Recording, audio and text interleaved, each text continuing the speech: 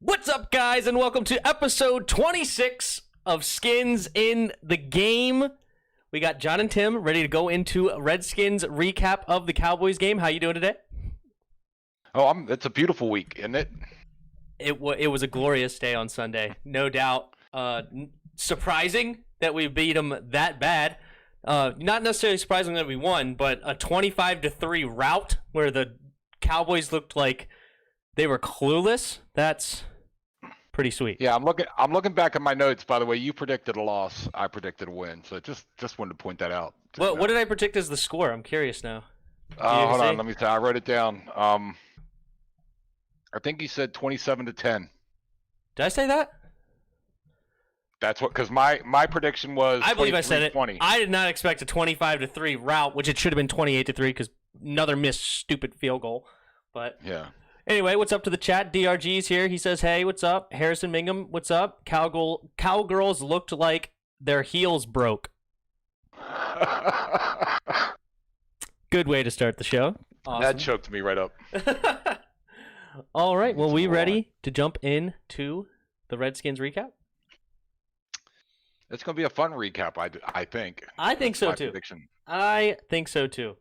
And we start with the first drive. We take it right down the field, but unfortunately we get stopped on the 1 yard line. Some people requested I go over that one. Really, it's just the defensive line blew up our offensive line. And the one thing I would say that I would like to be seen corrected on that is a QB sneak should be called hike right away.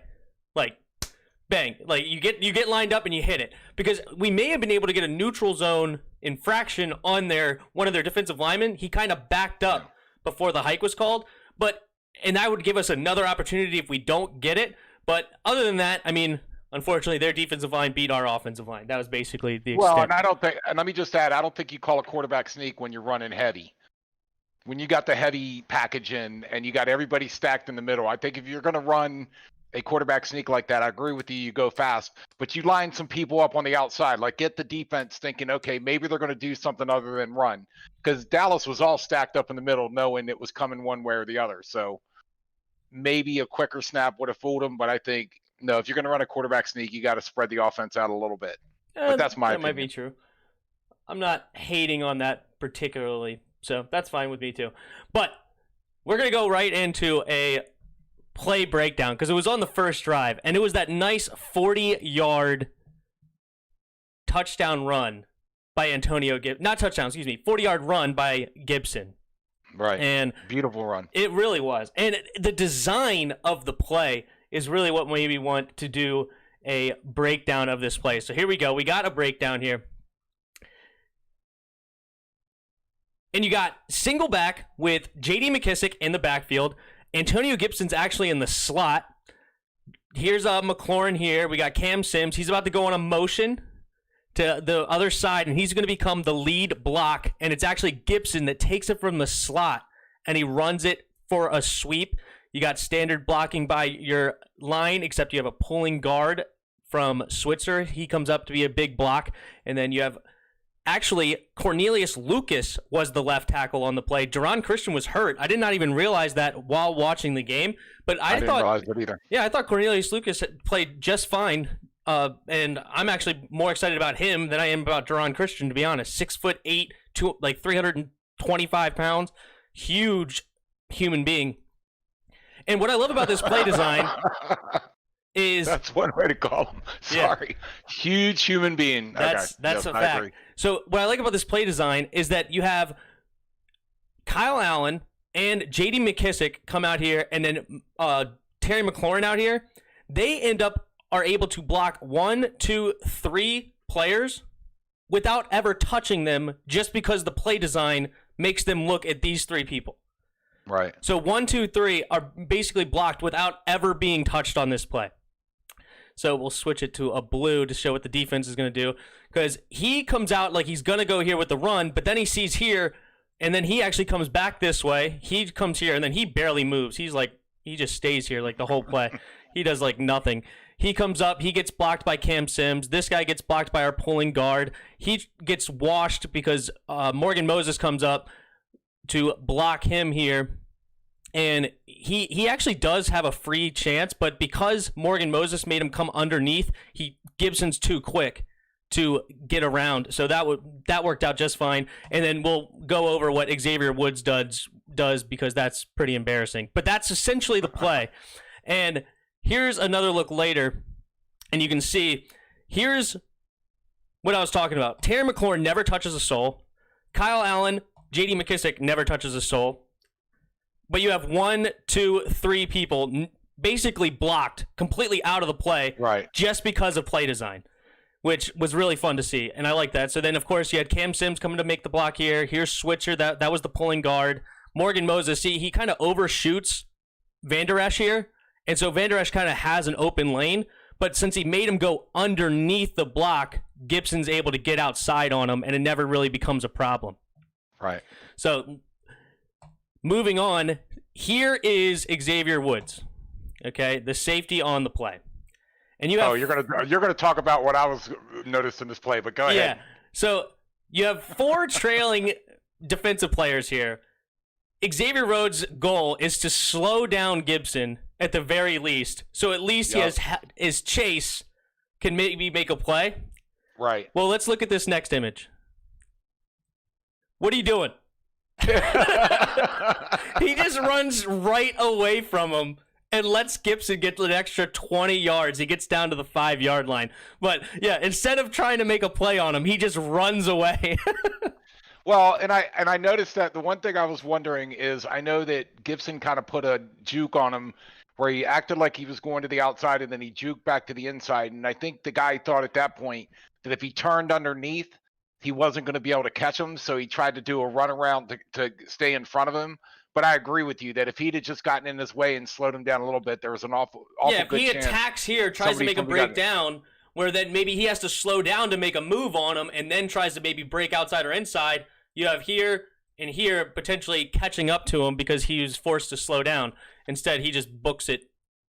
Well, and that's what I was saying is I think Gibson made it look like he was committing to the outside, so the defender overplayed it. And then when he juked back into the inside, I think he thought that if he had tried to stop and cut back, that he was going to get beat. So that's where he did the loop around, which gave him another 10, 12 yards at least. But I saw posts on Facebook of Dallas Cowboys fans absolutely beside themselves with exactly what you're saying. Why are you running away from the receiver or the running back? And Xavier Rhodes has been a Pro Bowler, I'm pretty sure, in the past for Minnesota. So this guy is not some, Joe Blow. It's amazing. They actually have 6 previous Pro Bowlers on their defensive side of the ball, and they're allowing 30-something points a game. It's kind of ridiculous that their defense is so bad because they built something that looks like a good defense. Like, their defense does not look bad, but it looks bad. You know what I mean? Like, on paper, it's not bad. So, well, somebody's got something figured out. We got Rob from Haymarket in the chat, and he has a lot of questions. Oh, geez. We'll get to your questions eventually. That's funny. All right. So, continuing on, we get the stop on they get the stop, I should say, on the 1-yard line. We do not get the touchdown. In typical Redskins fashion, we don't get the safety in just a standard on the 1-yard line. Let's go get the sack. Let's go get a stuff run. No, we let them get 15 yards first.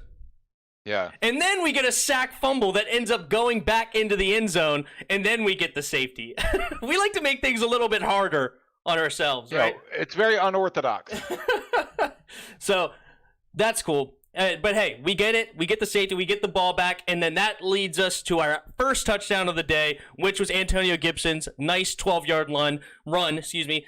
Morgan Moses comes around makes a nice seal block that gives the hole for Antonio Gibson. He basically runs into the end zone untouched. So that was sweet. Yes, that was very nice. On the pursuit, the next kickoff, it's a 67-yard return. And I looked up the average, like, air time or hang time for a kickoff, and a good average is around 4.4 seconds. By my timer, do you want to take a guess at how long that ball was in the air? Not long. Not that long, I'll tell you. Below average, let me just say that. 3.25 seconds. Over a full second less in the air than a good average. So But in defense of the kicker, you still got to make your plays. Like, this should only turn into maybe a 30 or 35-yard run. A 67-yard run, yeah, you give him a little bit more time for the blocks. You have him more vision, all that stuff. But you still need to protect your zone or protect your lane and get the tackle and maybe stop this at 30, 35. And it looked like number 47 actually had a potential in there, but he kind of loafed on it. And then he allowed him to get on his horse. And luckily, Troy Apke finally used his speed to prevent that from being a touchdown. You saw that 4.3 speed finally come out. So that was helpful. But that was to your point earlier in the conversation earlier, that I say this all the time about lanes. And when I played, Little League or city football or whatever you want to call it, they always said, stay in your lanes. Stay in your lanes. That's all the returned, the kickoff team. That's the only thing the coach said was stay in your lane. And you see it all the time in the pros where guys do not stay in their lanes. And it's like, that was 101. Stay in your lane. Stop, and then it's just anyway. Rob is wearing me out. He's hilarious. So I'm in real time here, and you choose to verbally replay the game. Way to be cool for your 3-person fan base. I like to say I have 5 people watching right now, including you. All right, Mr. Rob? Yeah. All right, so does he actually have a question, or is he just... He's posted like 7 times or whatnot. I don't even know. It's hilarious. Hey, he's keeping the chat DRG, active. don't respond to Rob. It's okay. That's my uncle. He's gonna give me a hard time the whole time. Don't worry. All right. He does it with love. Yeah, it's all good. Don't worry. All right. So look, and that's actually the only points that Dallas scores all game. So they only get 3 points all game, and it comes off that 67-yard run back. Outside of that, they don't score any time throughout the game, which pays homage to the defense, right? They had a great game. Did you like how they played on defense? Oh, it was beautiful. I did want to ask you one quick question. Is that not the first time this year we scored in the first quarter? Or did we score in the first quarter against the Giants? I think we scored in the first quarter. Yeah, we scored in the first quarter against the Giants, and I think we also scored in the first quarter against the Browns. Maybe it was. I think we took a 7-0 lead against the Browns, and then all those turnovers, they came back and scored and took the lead 17-7.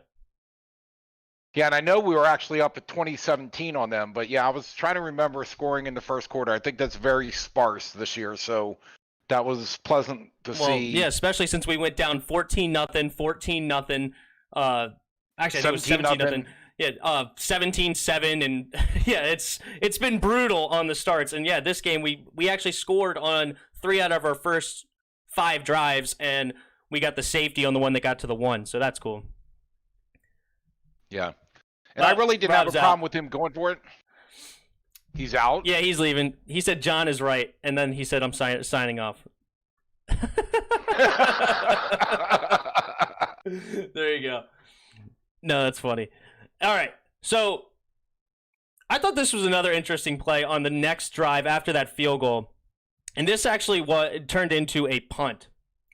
And we'll go back to the screen here, and you have a 3rd and 4 at around the 50-yard line. Okay, and it's an interesting play call because I don't mind it, but I don't like the whole design of the play. So here's what he ends up doing. So Scott Turner, on a 3rd and 4, instead of just trying to get the first down, he decides to try to surprise the defense, right, with a deep play.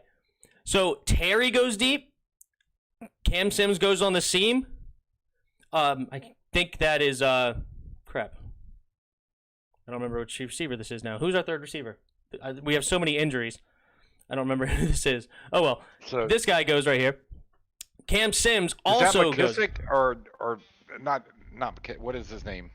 I know it's going to come to me, but it's not a running back. Why can't I think of a 3rd receiver's name? Cam Sims is right here. This is our tight end Hemingway. This is Terry McLaurin. Inman's out. Steve Sims is out. Everybody's out. Who the heck is this guy? Oh well. Let's see what the chat says. I'm here. You won't read my questions. Oh, I'll get to your questions. Don't worry. We go over this and then we'll get to the questions later. We'll get to the comments later, Uncle Rob. But anyway, so he goes deep. So everybody decides to go deep. All right. And McKissick comes out. So he's actually your only release valve.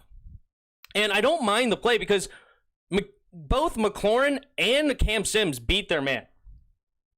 They actually get open on this play, but unfortunately, they rush 5 and they don't have any time. Kyle Allen has no time to actually get to these people. He gets swarmed outside the pocket, and then unfortunately the middle linebacker here, the safety there, and the linebacker both converge on this route for J.D. McKissick. So he had nowhere to go. So he ends up taking a sack on 3rd and 4.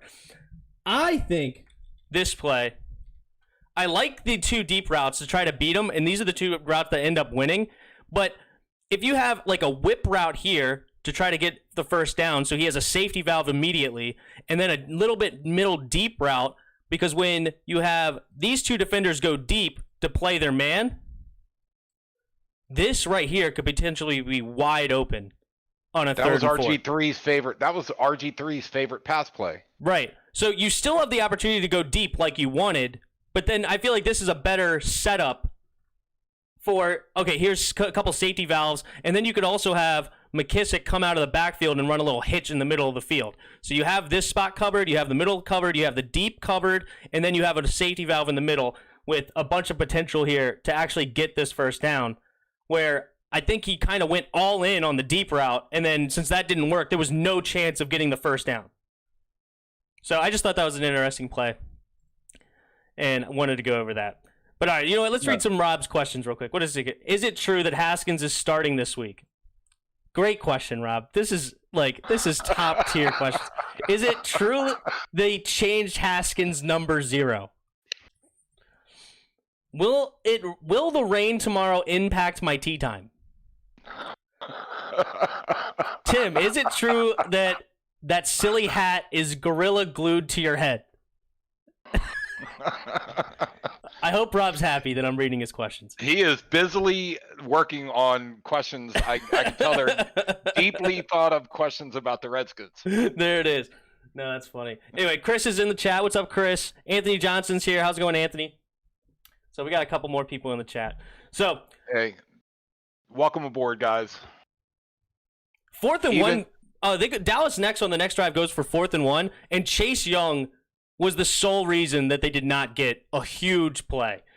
Right. There was CeeDee Lamb and the tight end Dalton Schultz open downfield, but Dalton couldn't put a step in and get any accuracy on this ball because Chase Young was all over him. He ended up not getting the sack. He still got the ball off, but he was the sole reason that 4th and 1 did not turn into like a 45-yard bomb. I'm going to tell you what, I'm so excited to see what that guy can be because you look at him on the field, he's huge, he's fast, and he's got a great sense of the game. And I know, was it Morgan Moses that was saying how his mind is very, Moses is like, I'll say something to him, and he'll walk away, and 5 seconds back, he'll come back and go, you're right. And he gets it. He's going to be very exciting to see what he can be. After he gets a little experience under his belt, how these guys are going to double and triple team him. Oh, yeah, he wreaks havoc. There's no doubt. Chris, hey, did you hear Eric Reed declined our offer? Yep, I got that in the notes after we go in the game. But, yeah, we'll definitely go into that for sure. Yeah, I heard that as well. Let's see. So, that was awesome. Then we have the play that a bunch of people wanted to see. And that's the 52-yard bomb to Terry McLaurin. And I'm actually going to show the video in slow motion because I can't show the video in live. I don't want to get in trouble or anything, but I can show it in slow motion, I believe. And the main thing I wanted to show here was the reason they got beat is actually because of the play action. If you go look here, we call hike, the play action, and look at this player right here. He sees the play action and stops just for that half second, if that, and that allows Terry McLaurin to blow right by Tavon Diggs, which the fun part about this play is right before that, you saw Terry McLaurin and Tavon Diggs talking smack to each other. They were jawing back and forth. Yeah, and the very next play turns into a 52-yard bomb for our man, Scary Terry. McLaurin said there wasn't a whole lot of chatting after that play. Yeah, and that he's a rookie. Number 27's a rookie, so welcome to the NFL. But also on this play, I just wanted to show this around 26 seconds. We almost had some serious damage here. You see that? Look at Kyle Allen's ankle. Oh, where he gets his stepped on? Plant foot. Brandon Sheriff almost ruins the year for Kyle Allen. It was a great play that was almost disastrous for our season. Ooh. Hey, that could have been. Oh my God! It moved his knee, his ankle, his whole left side almost got blown up on that one play. But that could have given Rob from Haymarket his wish to have Dwayne Haskins start this Sunday. Yeah, with number 0, apparently. Yeah. Yep. And then sugar on, the cherry on top. It was a PI by number 27, Tavon Diggs as well. So yeah, good stuff for our man, Scary Terry. Let's see. Chase Young. I was just curious. Chris, Chase Young leads all rookies in sacks. He's likely to win Defensive Rookie of the Year. Not only that, Gibson is top 2 rookie in rushing. Only person over him is Clyde Edwards-Helaire. And then Antonio Gibson's number 2. That's awesome. That's good to know. I think Terry would have burnt him regardless of the play action, is what Anthony Johnson says. It might be true, but what made him was super open was that play action and that slight hesitation. But go ahead. What were you going to say? Right. No, I was going to say, I don't know if you were planning on talking about this later, but they say the Redskins are number 1 in pass defense. And the only thing I wanted to say about that, and I haven't looked at this, but my guess is that most of those teams in the second half are running the ball a lot because they were so far ahead. So passing yards per game are naturally going to be lower when the team runs, 3/4 of the game is all I was going to say. So not that they played very well against a broken Dallas offense. I like that. I think they did very well against a decent Dallas defense, but the Redskins being them saying the Redskins are number 1 in pass defense right now. It's like, that doesn't really mean anything right now. No, not yet. Definitely not. I completely agree. All right. So the last thing I wanted to show with the screen, and then we are done with this, is the wonderful 3rd and 9 run by Kyle Allen. And I just wanted to show it in this view right here. You have a defender here, here, and here, and Kyle Allen needs to get 9 yards. What's the chance in Haskins gets that 9 yards? 0.0. Yeah, not to mention DeMarcus Lawrence, who's not very slow, has an angle, and he's already within 10 yards. So he has no chance. But somehow, Kyle Allen beats all 3 of these dudes plus DeMarcus Lawrence to the edge, getting around to get to the 13-yard run. Can I just say that maybe what I was saying last week about the 2-point conversion, I was correct? That if Kyle Allen would have just sprinted towards the goal line, that he might have been able to beat somebody? Because you would have showed me, if he got sacked, you would have showed me this play that, you had 4 guys around you. No way you were getting 9 yards. Well, my argument is last week, if he'd have just been committed to running towards the pylon, he either had a chance to dump it off or juke somebody and get in the end zone. I was right. You were wrong. Thanks. Let's move on. Maybe a 5-0, 40, 4-9 on a good day, maybe 4-7, and maybe a 4-8. Jabril Peppers runs a 4-4. Okay, I'm just saying. But there was 4 guys there that he beat. It's impressive. I just wanted to show that it was impressive. Not to supposedly prove you right when you're not.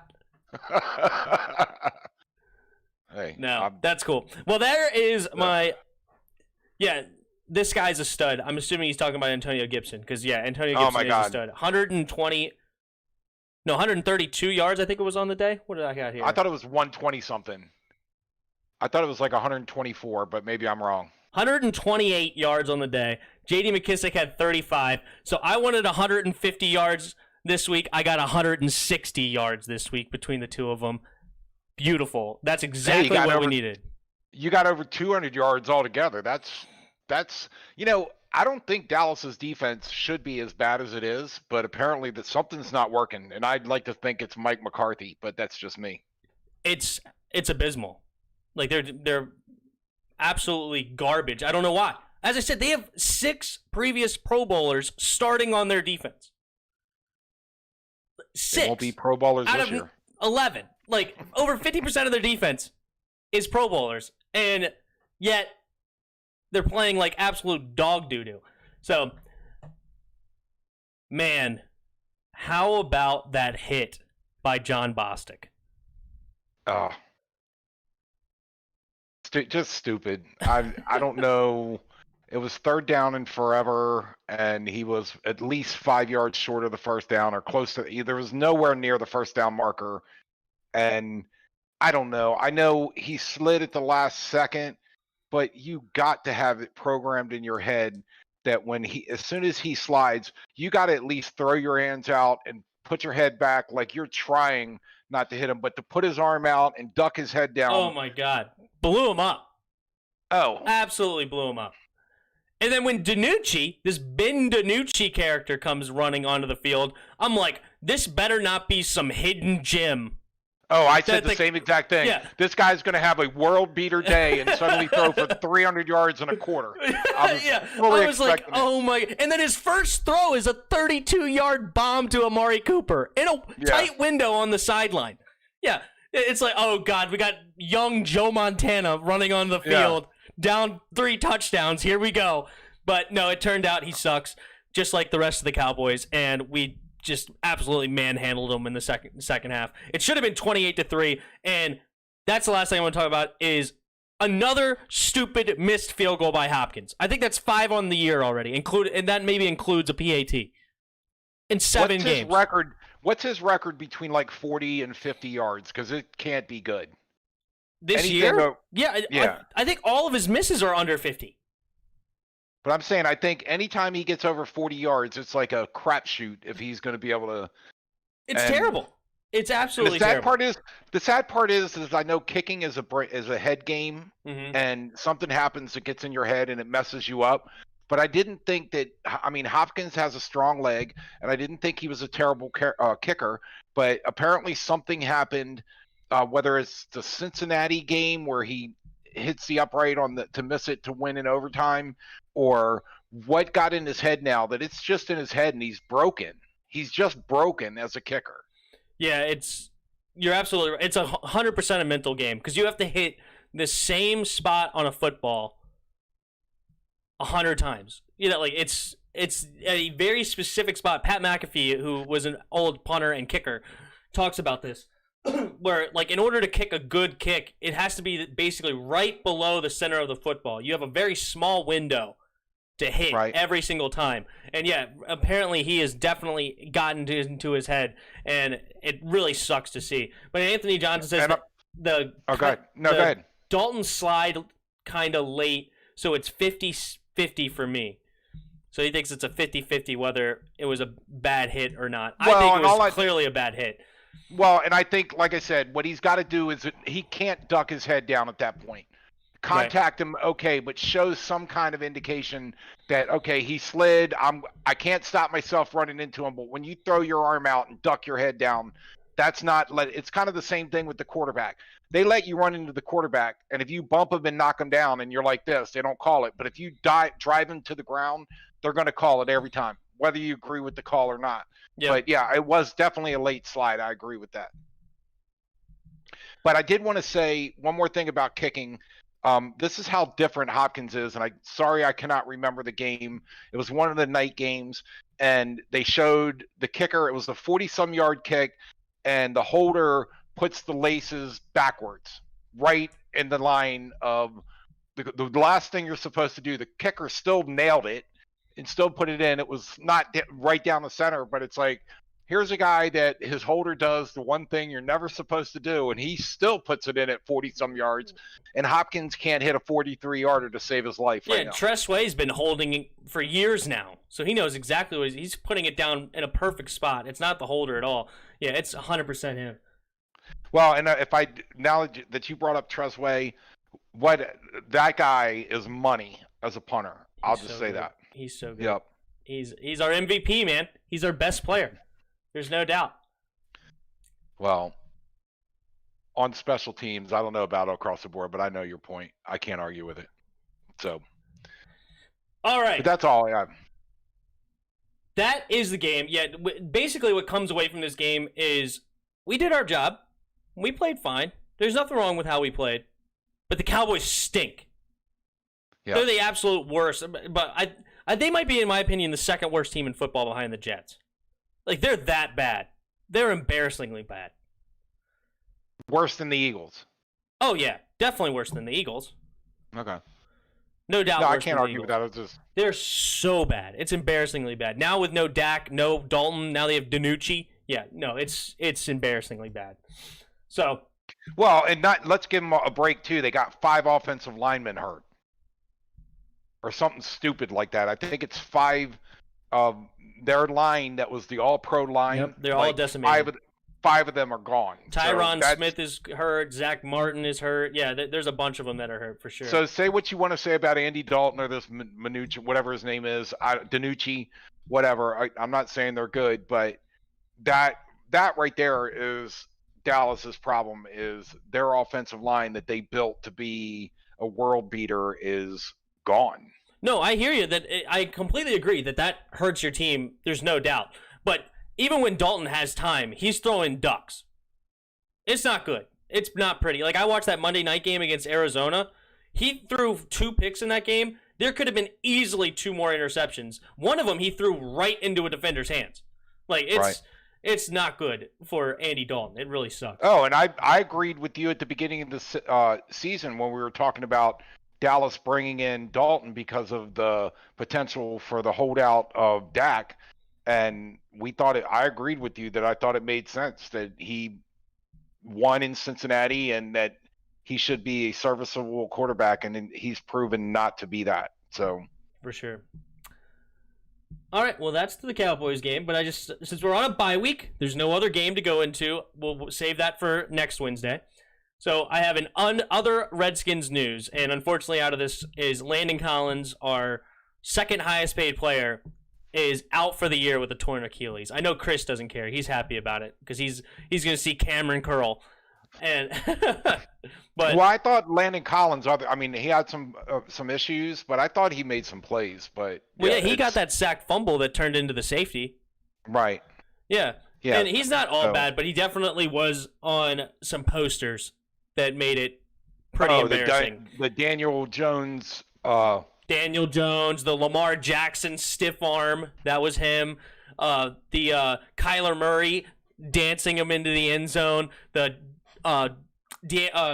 what's his name? DeAndre Hopkins just wide open in the back of the end zone because you have Landon Collins standing there. Yeah, he has some posters. It's not good. Yeah. Well, and I wanted to ask you. I can't remember if we talked about this last week. Maybe we did, and if we did, I apologize. But about the thing I saw posted that Daniel Jones on that run was faster than Lamar Jackson has been all season. Did we talk about that last week? And I didn't validate it, but they basically said the speed that Daniel Jones was running was faster than Lamar Jackson. He must have had a tailwind. I didn't get. It's like how exactly do you validate that? I don't know. They usually keep speed. Especially on big runs like that, and it's very possible that Lamar Jackson just hasn't hit top speed because he's that fast where he can kind of like slow run. Like it's kind of like that Alvin Kamara run. Did I talk to you about that? I don't think so. Okay, there was a screen pass to Alvin Kamara for the Saints. He jogged 75 yards for the touchdown. Jogged. Because he was just reading the defense, reading where it's going. And it's like, okay, I jumped off for an offensive line here. I led a block here. And he literally never hit full speed. Like, you never see him, really get it. It's always just a casual jog down the field for 75 yards. And that could be very possible. What you see out of Lamar is that they're so quick that they can the game's so slow to them that they can kind of just jog and make the right decisions and turn it into big plays. You know what I mean? Well, and then you have Darryl Green that is jogging or looks like he's jogging and he's running past people because he's that fast. If you look at that one Chicago return when he returned it for a touchdown and he's hurt and he is jogging because he can't run full speed and yet nobody can catch him. So, but No, I get your point. Yeah. I get your point that if they never make it to top speed because either they're cutting, they're doing a lot of stuff where they're doing little bursts. But no, I get it. I just thought that was interesting that they were trying to compare Daniel Jones to Lamar Jackson. Lamar Jackson, as if anybody has ever, as a defensive coordinator, worried about Daniel Jones burning you by running the ball like they do Lamar Jackson. So I just thought it was interesting. Yeah, but well, again, I mean, let's say that Daniel Jones does have wheels. We knew that coming in. Like, he can move, but he's not Lamar Jackson by any stretch of your imagination. No, it's just not even a conversation. Right. But yeah, no, but we did know he can move. So speaking of Daniel Jones, we have a bye week this week, but we do play the Giants next week, so that's going to be a big game for us. And yeah, here's my note to go over what you were talking about, Chris, is we offered safety Eric Reed, a spot on the practice squad, and he said no. And a lot of people were saying that we insulted him by offering a spot on the practice squad. Do you agree or disagree? Well, and I read something where the insult was the amount of money he's going to, not that they put him on the practice squad to try to prove himself, but what he's going to make being on this practice squad. And I understand the logic of, hey, come on the practice squad, show us what you can do and work your way onto the roster. But, you know, if they offer, and I don't even know what was the amount of money they offered him on the practice squad. I'm pretty sure it's not that much. And where's the deal of saying, hey, if I show you on the practice squad that I should be on your starting team, I want starting money. And I just read that was his issue more than he didn't have a problem with coming in and proving himself. But if you're going to stick me on the practice squad, you're going to pay me crap to be on the practice squad, and I'm not going to do that. There may be something to it, but I just want to say this, is that it sounds bad until you realize, according to Pro Football Focus last season, he was a 46.6 rating. And to put that into a perspective, Troy Apke, who's been hot garbage, is rated a 53.1. Okay? His season last season was, according to this, worse than Troy Apke. Okay? Yeah. And he had a lot of tackles. He had a lot of, he had a few pass deflections, but he also allowed 45 receptions on 57 targets his way, which is nearly 80%. And he's similar to Landry, where he's more of a box kind of safety than, you know what I'm saying? It's like I'm pretty sure he does play strong safety. He's not a free safety. I'm pretty sure he is a strong. That's why we wanted to get him, because he's a replacement for Landon Collins. Right. Or I said Landry. Yeah. Jerron Landry. No, I'm thinking Jerron Landry. They were talking about how he's much better moving up into the box and covering shorter stuff than he is deep. So maybe that's what I was envisioning when I was making the they're both strong safeties. No, I'm with you. And so I wouldn't have minded the move to get him on the team. I'm cool with the move, but at the same time, like, for him to act like he's some fantastic player that deserves, 10, 12, 13 million a year or something like that, he's out of his mind. No, absolutely not. But again, I don't know to be invited to the practice squad, do you know what you get paid? I don't know what that is. My guess is it's not a whole lot. I have no idea, other than the fact somebody said $8,400 for the whole year. Wow. I don't know if that's. I doubt that's for the year. Maybe that's for a week. I have no clue. But no matter how you slice it, that's not a lot of money. Yeah, when the veteran minimum is like $500K or $450K or something like that, it's not a whole bunch. But the theory is if you get on the team and then you make the team because you're so good, then you would make more money once you're on the field. Well, and you would assume that, but again, I don't know all the intricacies of the salary deal. And if you bring them to the practice squad, are you bound to only pay them the minimum, or at the point you want to bring them up, what do you have to offer? Or how does that work? I don't know enough to know if that. I just heard somebody say that you get paid nothing on the practice squad, and that he wasn't going to try to prove himself for nothing. But But to your point, if you're 40-something rating, you don't have a lot of room to talk crap to anybody. Yeah. According to Mike Pryor, he made the Pro Bowl once. I mean, that's great. But this league is what have you done for me lately? And the last thing he put on tape is 80% completion percentage when thrown your direction, and also a 46.6 rating, worse than Troy Apke on PFF. I mean, what have you done for me lately? You know what I mean? Chris does not want him, apparently. He doesn't want to mess up any chemistry with the team, which does kind of lead me to this. Jeremy Reeves is coming up off the practice squad, and I've liked him in the past. And I'm going to be honest, I don't remember exactly why I liked him, but I remember watching the preseason games thinking that this guy is not bad at all. And I also pretty sure that Chris Cooley talked him up, saying that this guy is actually a pretty decent safety. He could actually potentially play for us. So it's kind of exciting that maybe this guy coming off the practice squad maybe could show us a little something. And then you have Chris's lover, Cameron Curl, that he loves so much, that hopefully he shows up as a strong safety for us. That's big. Well, and I was going to say two things. One, I agree with Chris that we shouldn't do anything right now to mess up the chemistry. We're building, and I don't see any one or two players dramatically affecting where we're going to end up. But secondly, there was one other thing I read about Reed that I thought was interesting, and that the claim was that he was basically alongside of Colin Kaepernick and the kneeling and all of that, and that I see you got a friend. Mm-hmm. But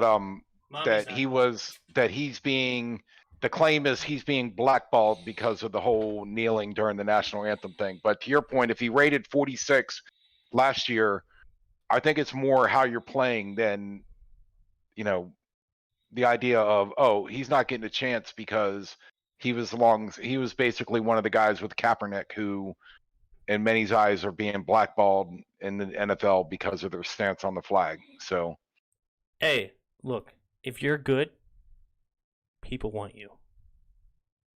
Right. Period. If you're good and you have talent, you could beat your wife, and people will want to sign you because you have talent on the football field. People like to talk about Colin Kaepernick. Colin Kaepernick was 1-11 in his last 12 starts.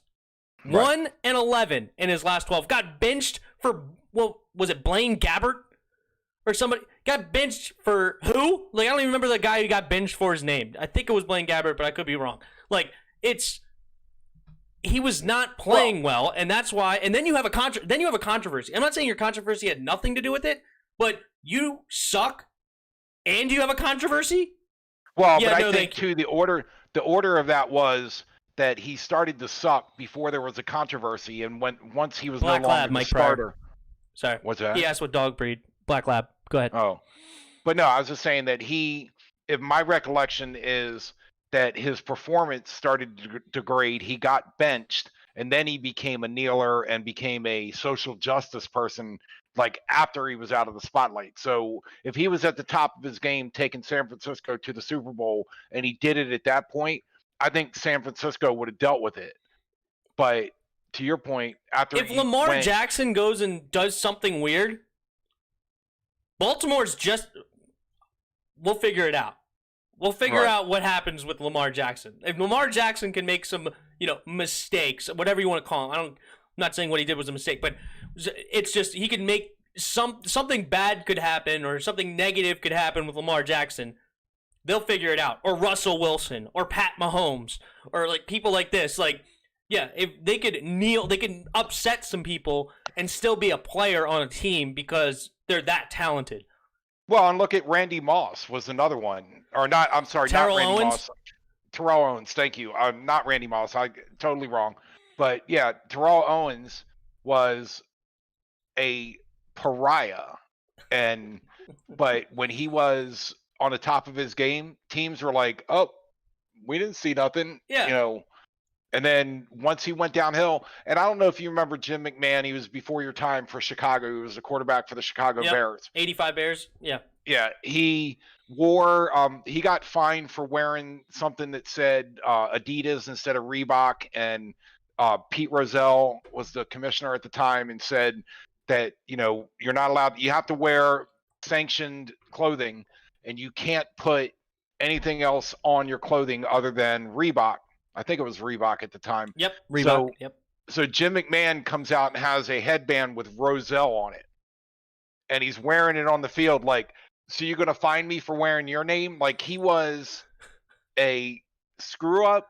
He was a outlier, whatever you want to call it. They dealt with him when he was good. And the second he started to go downhill, Chicago was like, "You're out of here, gone." Yeah, gone. If you have talent, people will sign you. But if you're not good and you have controversy, you're not getting signed. It is what it is. No, right. So that's how I feel about that. How'd you feel about the Terry McLaurin comments in the locker room after the game? Did you see those? No. What is that? Please enlighten me on this. I did not see this. Okay, so to be honest, I thought they were a little cringy. But it's okay. You know, he said nothing bad. He said nothing negative. It was all positive. But it was just like, you know, the team's... I don't remember the exact words, but the basic gist of what he was trying to say was the camaraderie throughout the week, the preparation was all great, and it led to this win, and I think we're moving in the right direction, blah, blah, blah. It wasn't in those exact words, but that's the gist of what you were getting. And to me, it sounded very cliche. It sounded very... blah. I don't like it. It was fine. There was nothing wrong with it. He said everything he said was positive and good. And I love Terry. I think he's a genuine dude. And I think he was genuine there. But I don't. If I'm a player in that locker room, I'm not walking away thinking like that was so inspiring. Like I want to work 50 times as hard now because of Terry McLaurin's speech. You know, it was just kind of like a awesome, good. I'm glad you're feeling good, Terry. Now I get what you're saying. I think part of that though is I think when if a team is building chemistry and is still losing, that if you got guys that are putting their heart and soul into it each week, and I'm not saying whether or not the Redskins are doing this, it is what it is, or that they're not doing it, that's not my point. But if you as a player or as a teammate see your team giving their heart and soul every week and then not translating to the field, and then you finally get to the point where you're going through a week doing the same thing and it finally translates into a dominating victory, then maybe you have the feeling of like, yeah, this team is working, we're building, this is what we've been trying to do, and it's so refreshing to get to that point that maybe his emotions boiled over because, hey, we've been doing this every week and nothing to show for it other than the Philadelphia win, and it's just a relief to finally see that these guys are putting the work in and to have it show up on the field and pay off for them.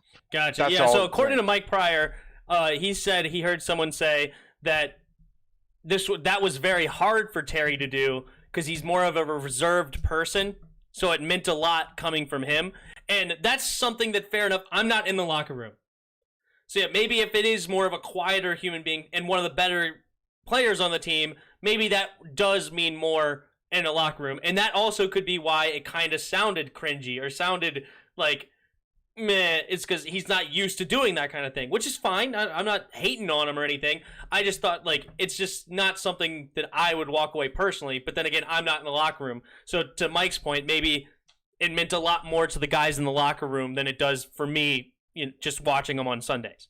Well, and it wasn't as cringeworthy as Terrell Owens with sunglasses on crying about what the hell's his name? Total Tony Romo. Total different cringe. You're absolutely right. There's two That's levels. my quarterback. That's my quarterback. Yeah. It's like, so yeah, not totally different, but I get it. I get what you're saying. But to your point of what they were saying, that maybe this was, because I don't recall up until this point, and I'm not saying he hasn't, but I haven't heard Terry McLaurin say a word at all about anything to anybody at any time. Maybe there was press conferences I missed, but he's not a vocal guy. I think he's a go out there and he's a business kind of guy. Except to Tavon Diggs. Well, I'm not saying he doesn't talk on the field. I'm just saying that we don't hear it outside of it. But yeah let Diggs give him a hard time again, because I think he was saying like, oh, really? Okay, young man. Let me show you how it's done. No, I love Terry. When he got drafted and when Jay Gruden called him, and it's just like such a class dude, you could tell like, yes, sir, no, sir, yes, sir, no, sir kind of kid. I call him a kid. He is technically younger than me, but we're about the same age. Doesn't matter. But he was a good dude, coming into the locker room. I loved what I saw. If you go watch, you can probably find, most of you probably seen it, but if you go find that video of when he got drafted, and it was just a very heartwarming moment, and like it was very cool, very genuine human being out of Terry. So by the way, I Terry. think he's 4 years younger than you, just so you know. Yeah, I think he just came out of college last year. Yeah. Yeah, so something like that. So, but let's see here. What do we got? Terry is young, and he's basically the best player on the team, arguably. Very much so, except for, of course, Tress Way, MVP. No, I'm just kidding. yeah. That's fine. Oh, and I like Danny balls out and listening to him. Go ahead. Gibson is crawling up that line too, or that ladder too. Well, I'm like, it was against Dallas. All right, let's relax. I love Gibson. I think he's a great pick, and I like what I'm seeing out of him. But okay, and he had a great game, 128 yards on 20 carries. I'm not mad at all. Over 6 yards a carry. That's fantastic. But well, and what is the amount of carries he's gotten before 20? I don't think he's gotten much over 10, maybe 13 carries a game. So, and again, it might have to do with the fact that they're 17 points down, to your point you've made earlier. But anyway, you want to go back to the chat comments? Sorry, I didn't mean to pull you off of that. According to PFF, Tress Way is 17 out of 30 punters. Horse manure. I'm never using PFF again. It's like, nah. Well, fair enough. I guess maybe this year he's slowing down. I don't know. He's in my opinion, the second best punter in the league behind John Hecker for the Rams. Because John Hecker, did you see what John Hecker did the other day on a side note? I did not. 5 punts on Monday night. 10 on the 10, the 7, the 6, the 5, and the 1. Pinned him back within the 10 5 times, including a 65 or 64-yard bomb that landed on the 1 and bounced backwards to the 6. Right.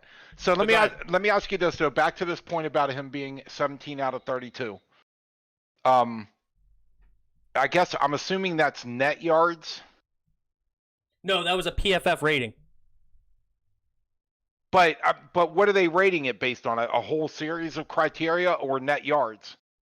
Because if I probably PFF usually grades you on a whole criteria, so there could be a many things. But to your point though, a punter could probably only have so much. But I don't know. No, it's not 17 out of. Oh, Mike Pryor's gonna look it up to see what it's based on. But okay, we can wait for that. But anyway, but yeah. So no, but I would imagine it's something along the lines of like a more broad thing. Like, all right, how often do you kick it into the end zone? How often do you pin it inside the 20? How often do you pin inside the 10? Like, I'm sure they're looking at multiple different things that can grade you at different levels. That's what PFF does.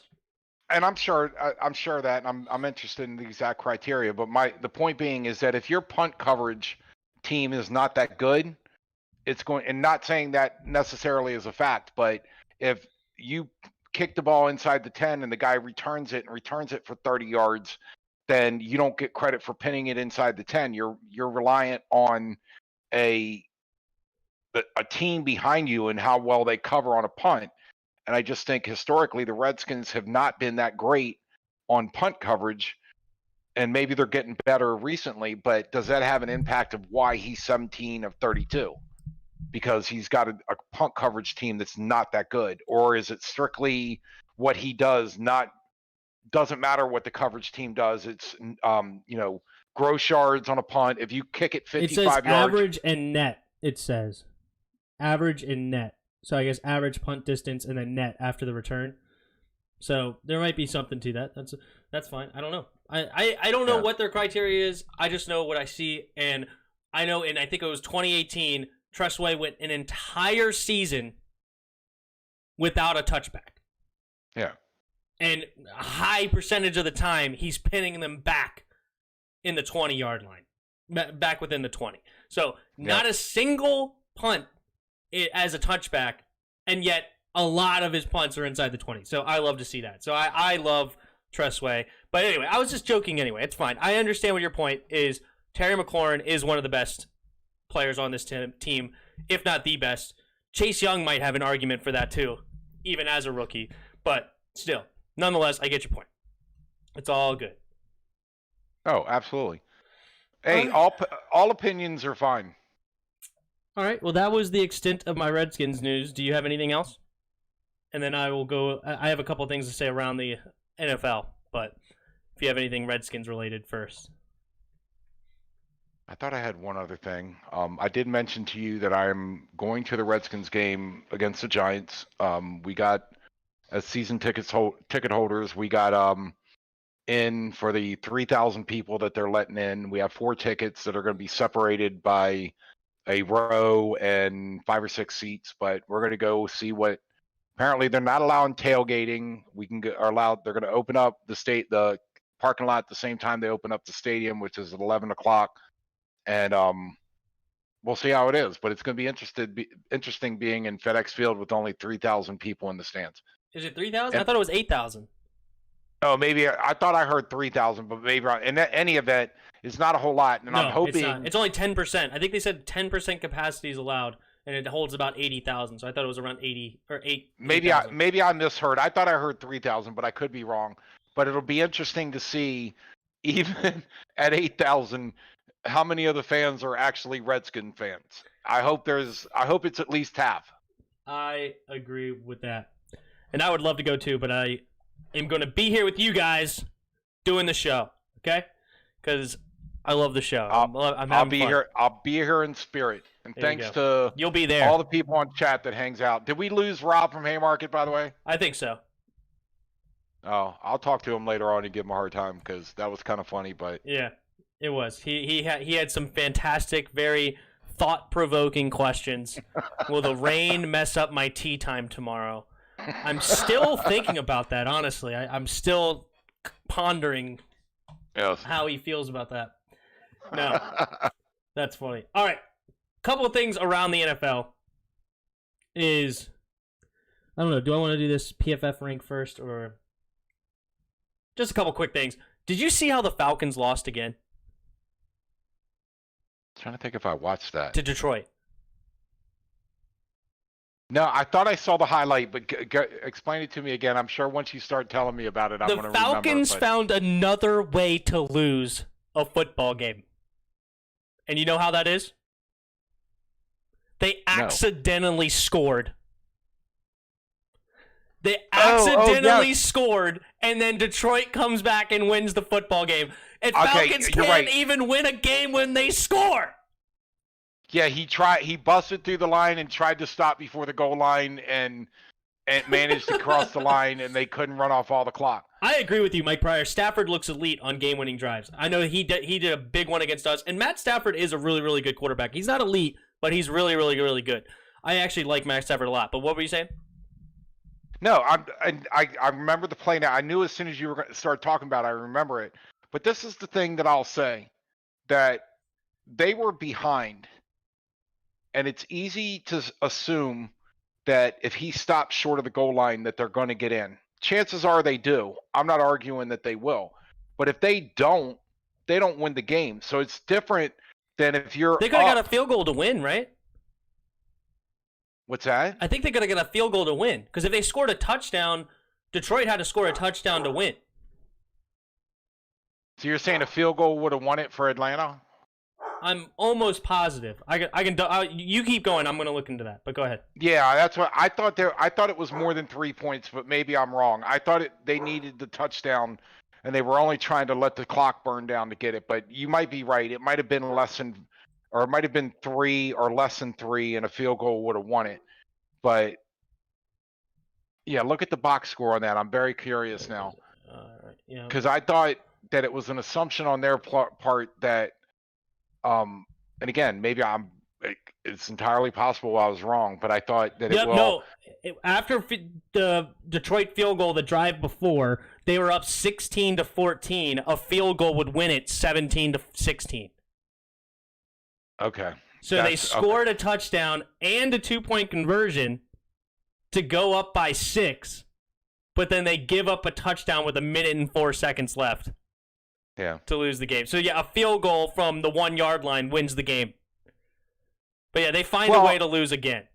And this is the thing, too, that then because I thought that the fact that when he got down to the 5-yard line and broke that tackle and then ended up going too far, like he had his mind that I was going to get down to the 1-yard line and stop. It's like, in hindsight, of course, which is 2020, Why don't you just not break that tackle and get tackled at the 5? Why put it that close? I mean, he went through 2 guys and fought to get through them, and then they let go of him quicker than he thought, and he got momentum that he couldn't stop. Fall down at the 5. Yeah, what's the difference between what would that be? A 19-yard field goal and a 24? I mean, come on. Half of a percentage point? I have no clue. Half of a tenth of a point? I have no clue. Yeah, it's got to be super small. And the fact is, though, too, is was that 3rd down? I didn't think it was 3rd down. I have no clue. I don't remember. I didn't watch it live. I just saw that they scored the touchdown, and I thought it's hilarious that, it was a 10-yard rush, too. Yeah, at many points, he could have fell down here.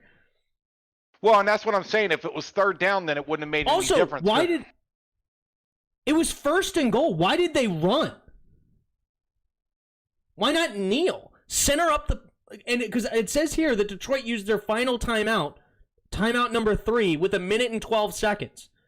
So that means they had no timeout with 1 minute and 12 seconds. You kneel the ball and center it up, and why even run? Yeah, because then you could fumble the ball, you could score by accident, you could anything could have a penalty, and all of a sudden now it's a longer field goal than intended. The more information that comes out of this, it's as bad as the onside kick where all of Atlanta ran away from the ball and let Dallas win. Yeah, so that was funny.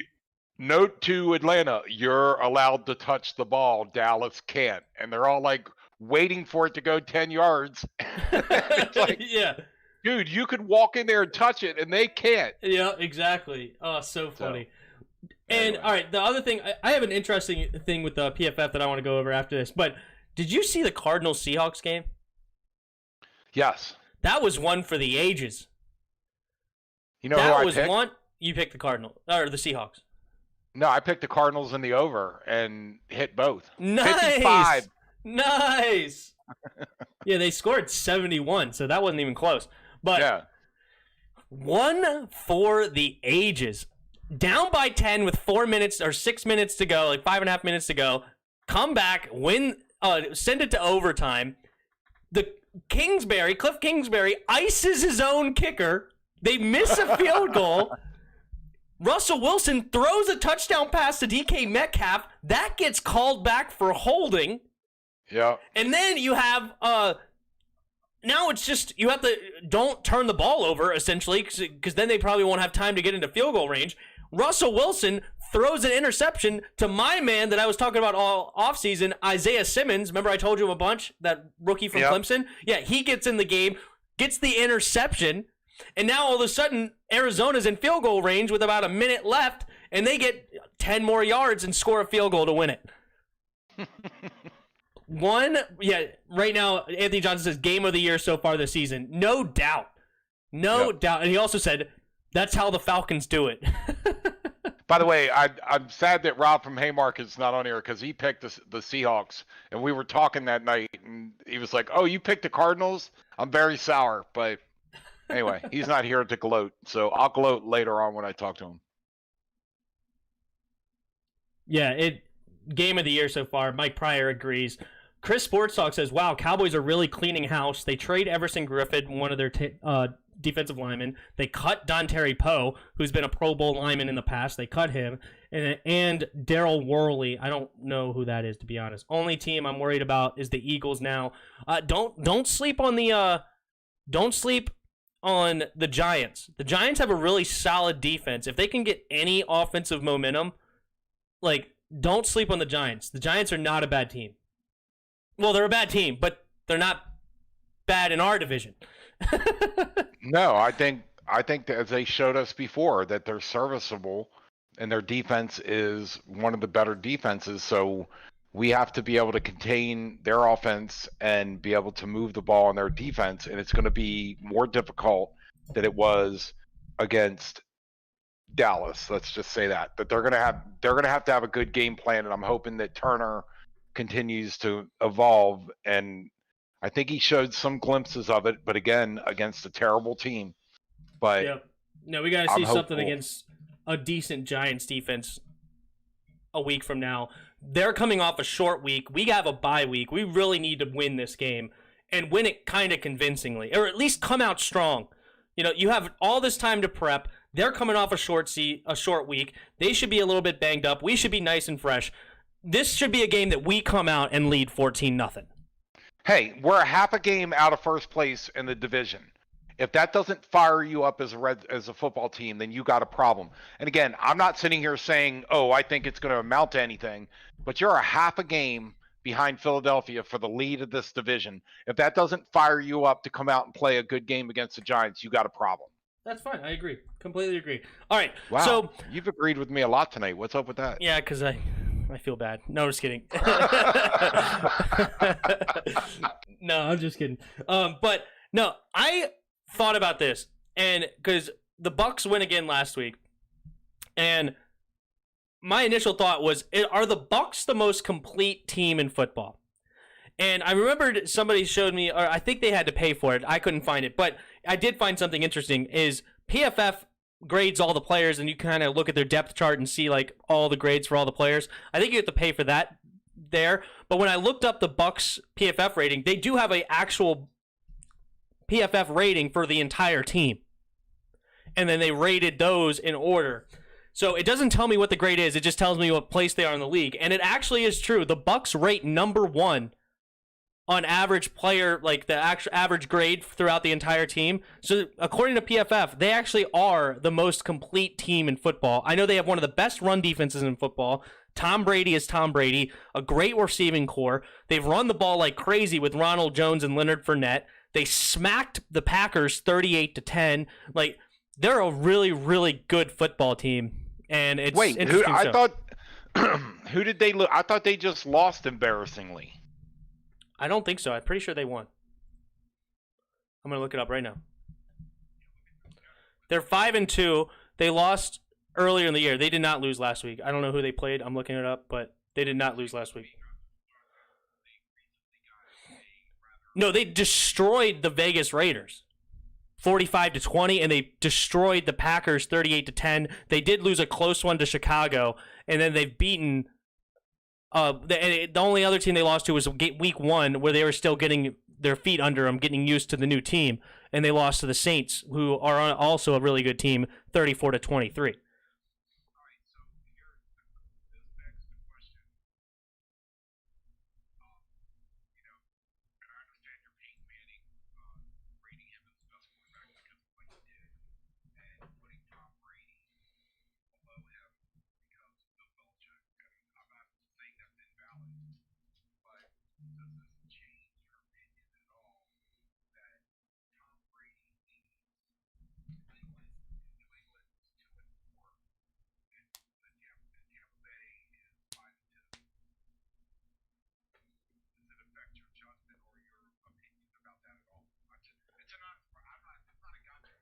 Did you hear me say they're the most complete team in football?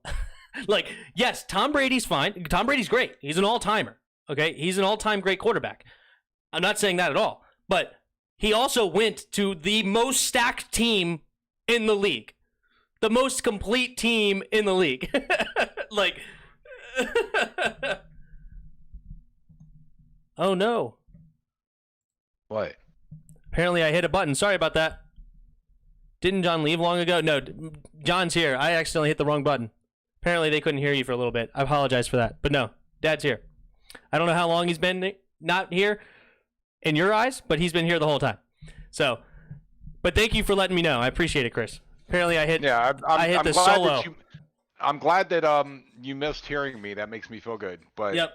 Well, the last thing that Dad said, he was thinking is Tom Brady arguably better than Peyton Manning because he went to a 5-2 Tampa Bay team, and the Patriots stink right now. And I said no because he went to the most complete team. But real quick, I wanted to go over this, and then you could roll out. Is that cool? Yep. So because I looked up the Bucs, I actually went through and I color-coded everything with and ranked all the teams according to their PFF. And then also you can see who the best division is. By the way, just wanted to say kindergarten served you well. You colored in the lines. Yeah, exactly. Exactly. But no. Anyway, all right. So it's interesting stuff. So, who do you think is the best division in football right now? And I'll tell you if PFF agrees. The best division.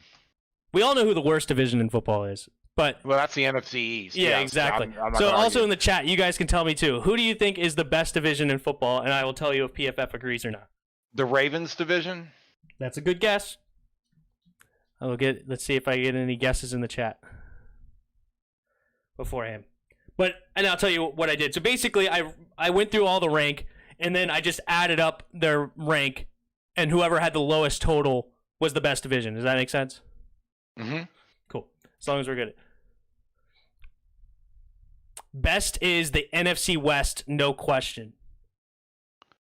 Anthony Johnson, NFC least, best division. I appreciate his loyalty. Yep. So, who said it? Mike Pryor, you're absolutely correct. The best division in football right now is the NFC West. Seahawks rate number 2. The Niners, even with all the injuries, they rank number 4. Oh, they're coming back big time. Rams rank all the way to number 6. And then the Cardinals, who actually just beat the Seahawks, of course, the game that we just talked about, they're actually all the way down to number 20. So they have some pieces, I guess, that don't make them a complete team, but they have enough to win. There's also some other interesting ones. Where would you rank the Raiders in your, like, quote-unquote power rankings? Well, and I'll be honest, they surprised me at how strong they've been.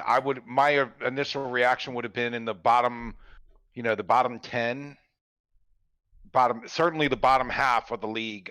But when you actually pointed it out to me, their record, and I was like, wow, I did not realize they had that record when they played against Kansas City. Yeah, Mike Pryor says he puts the Raiders between 8 and 15.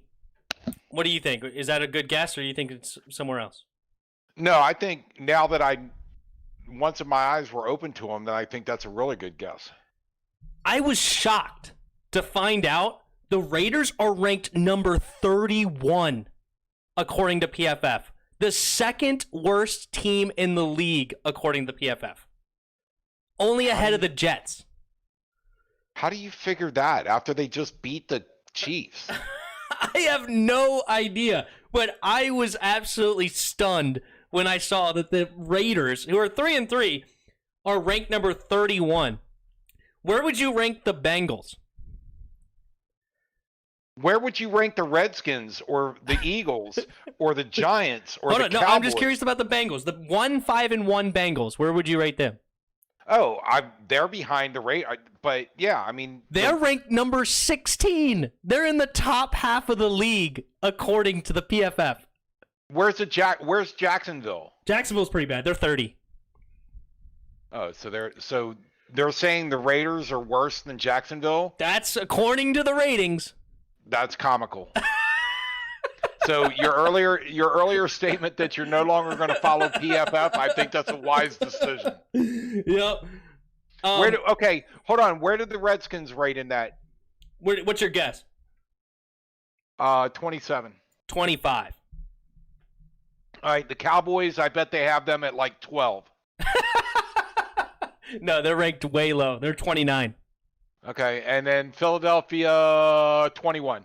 24. One spot ahead of us, and then the Giants are ranked number 27. We stink. Nobody's outside the top 24 or inside the top 24. Anthony Johnson says PFF is trash now.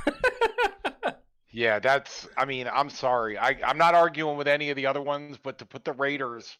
I was shocked to hear that. Yeah, that's weird. Where would you rank the Chiefs? They got to be in the top 2 or 3 at best. 11. The Chiefs are ranked number 11. Okay, I'm done. That's just stupid. Where would you rank the Ravens? Top 5. Number 10. Okay, give me the top 5. All right, top 5 are the Bucks, the Seahawks. Okay. The Packers, number 3. Okay. The Niners, number 4. And I'm going to give you one guess at number 5. Hold on. The Rams. Colts. No, that's not the right guy. The Colts? Colts are number 5. Rams are number 6. Steelers number 7. Saints number 8. Browns number 9.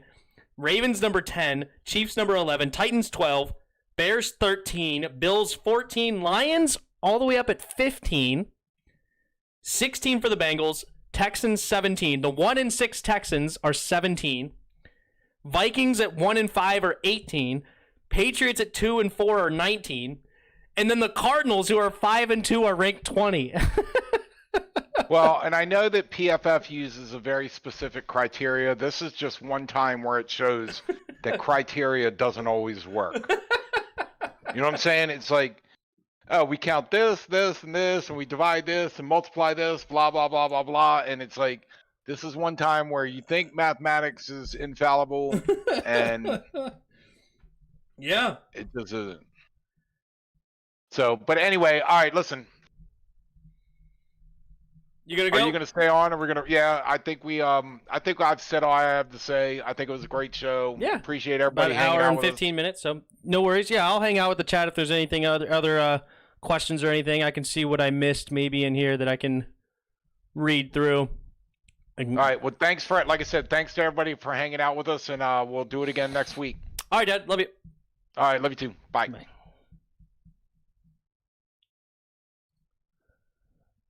What's up, guys? Sorry that I kicked Dad out of the show. Apparently, for I don't know how long I did that. If one of you want to let me know how long kicked Dad out of the show, but I didn't oversleep this time.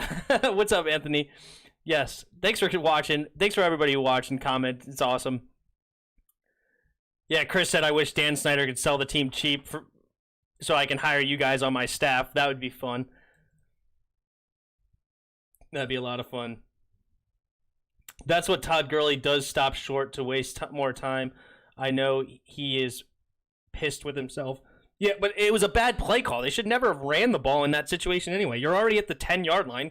Kneel the ball and kick a 35-yard field goal. It's easy. So much. Only stuff could go wrong in that situation than right? I mean, it's why even run? It's stupid. They had no timeouts, no way to kill the clock. You're at 1 minute and 12 seconds. And it's first down. You kneel twice, you get it down to 5 seconds, you win. Or even just not even kneel. You could just take the ball and run, just lean forward, but just protect the heck out of the ball with your quarterback. It was a silly call.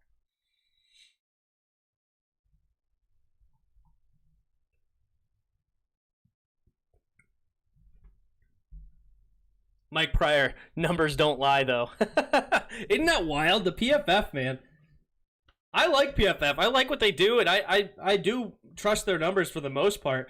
But, yeah, that's what they do, is they take an entire team, they break down each person individually, and then they add it all up and then divide it and see what the average team is like. And so it just goes to show that there's only certain players that you need to play well for you to have a winning record, right? Like Cardinals, overall, their team's not the best, but they have Kyler Murray and DeAndre Hopkins, and Chase Edmonds, who are just absolutely crushing it on offense, and then they do enough on defense, like with Patrick Peterson and stuff like this. They just do enough to prevent the other team from scoring more points than them, right? And yes, how you get to the best team is you have a complete team. Like the Bucs are 5-2. I would say their losses were more suggestive of they're trying to find out how to mesh as a unit. They also had a couple of injuries to their receiving core, so their offense wasn't quite as good, but now the receivers are back. They just got Antonio Brown. They're going to look really strong. But yeah, it just goes to show that you just need a couple of key positions, or at least maybe more than a couple, maybe maybe 5 to 10 positions out of the 22 starters, that if they're playing well, then you can have a good record compared to a team that, yeah, they're more well-rounded, but their quarterback sucks, and then they stink and they have a bad record. So it's very interesting. Or the Bengals, the quarterbacks haven't sucked, but I don't know why the heck they're ranked number 16 and have a 1-5-1 record. Maybe it's just the teams they played are better. Let's go. I'm curious, actually. Let's look at the Bengals. I'm going to look at the Bengals here. We're going on a 4-game win streak, my bold prediction. I love it. I'm right there with you. we definitely can win the next 4 games, and I would actually go out and say we have to win the next 4 games. Like, to have a chance to beat the Eagles week 17, we have to win the next 4 games because it's going to be tough sledding against the Niners, the Steelers, the Seahawks, and the Panthers. Like, that's going to be tough sledding. Matt Ryan would probably have fumble doing that. Yeah, they would have found a way to lose, wouldn't they, of Anthony? They would have found a way. That's what they do. But hold on. Why is my thing not updating? I want to find the NFL scores. Go for the Bengals. Schedule. Just look at their... So they lost to the Chargers week 1. They weren't good offensively yet. They lost to the Browns, who are decent. They tied the Eagles. They actually... And then their one win comes against the Jags, so they're a bad team. And yeah, their next 3 losses are to respectable teams. Cleveland, Indianapolis, and Baltimore. And they didn't lose these games. Well, they lost Baltimore really bad, but they didn't lose to the Colts in a disturbing fashion, 31-27. And then they brought down the Browns to the wire, 37-34. So to see them ranked number 16 is actually not insane just because of how well they played against certain teams. We're going on a 4-game win streak. We will be 6-5. We'll go 1-3. So in that tough sled in those 4 games, we'll go 1-3, and we'll beat the Eagles. That'll put us at 8-8. That will make the winner of this division at least respectable. I hope you're right. Not to mention, I bet somebody a long time ago $50 would win more than 6. So I hope that comes true. Eagles are about to go on a tough stretch in a couple weeks.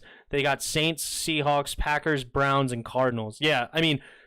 And then I think the Giants, somebody said that they have a tough schedule as well.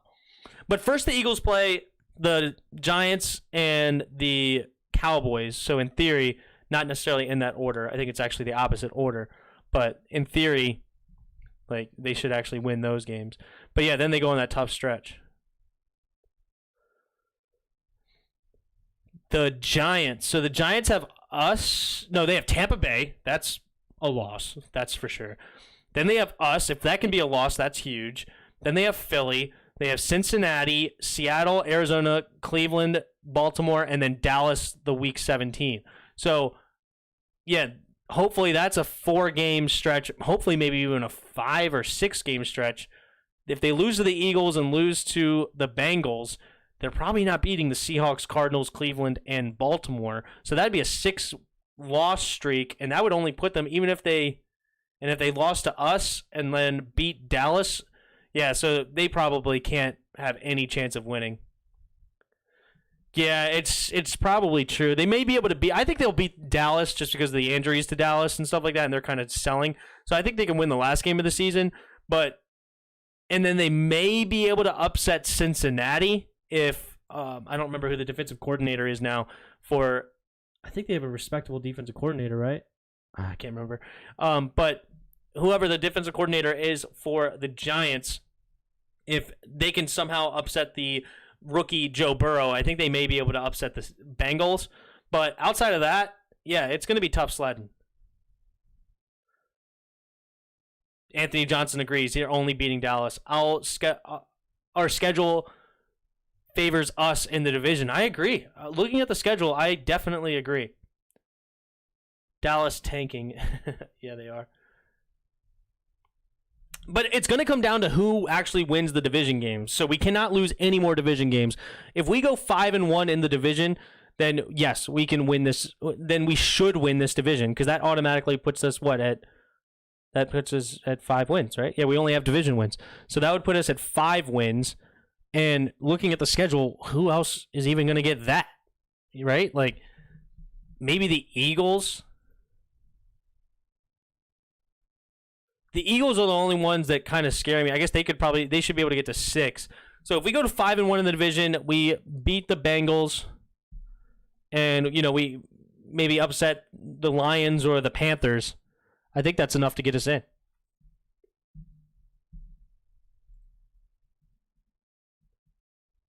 Dominic Montano, Dallas tanking. Hey, welcome, Dominic. I don't know if I'm seen you before. Welcome to the show. Thank you for coming here. Hopefully we get another sub from you. That'd be awesome. Also, we only have 2 likes on the video. If you guys don't mind, like the video.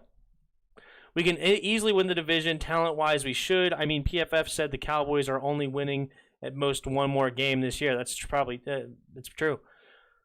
Anthony Johnson, I don't know why people complain on Chase Young not having a lot of sacks, but don't look how impactful he is on the field. And when teams are also scheming around a rookie, that's very short-sighted. I 100% agree that if you think anything ill of Chase Young, of what he showed in his first 5 games, because he got hurt a couple games, then yeah, you're crazy. Oh, well, you keep saying the Eagles, the only reason why they beat the Giants is because Evan Ingram choked.